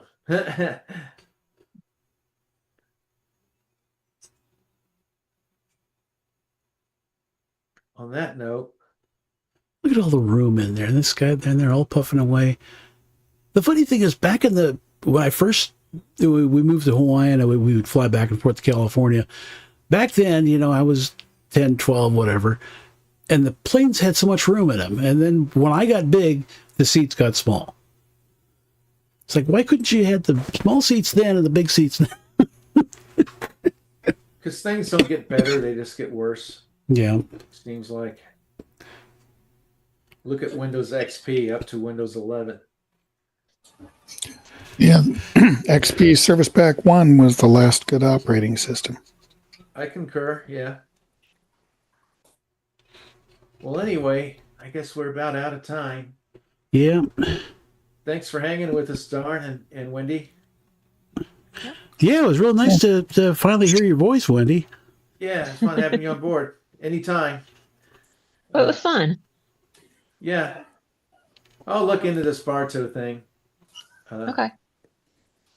It's not worth painting myself up, but I definitely want to try the Terry thing, and depending what goes on, maybe the robot. But the robot's not bad as long as we don't have to walk 25 minutes to the venue. Right. But yeah. Well, anyway, take All right, care, we'll fellas. see everybody next week on Transforama. We can have our lots of fun then. And Yeah, hopefully before then I'll have this new video underway. I think it's a fun idea. yeah. I got to get Steve to commit to it. Ah, well, just you can talk to him. He won't bite. All right. All Well, right. well, before we all just sign off, I'm going to say goodbye to the viewing audience Goodbye, viewing audience. push the button. Good Yeah, night. Darren said that before you go. Good Darren said that Steve Marini scared him. That you scared of magicians now. Yeah, that happens. All right. Night, folks. All right, take care.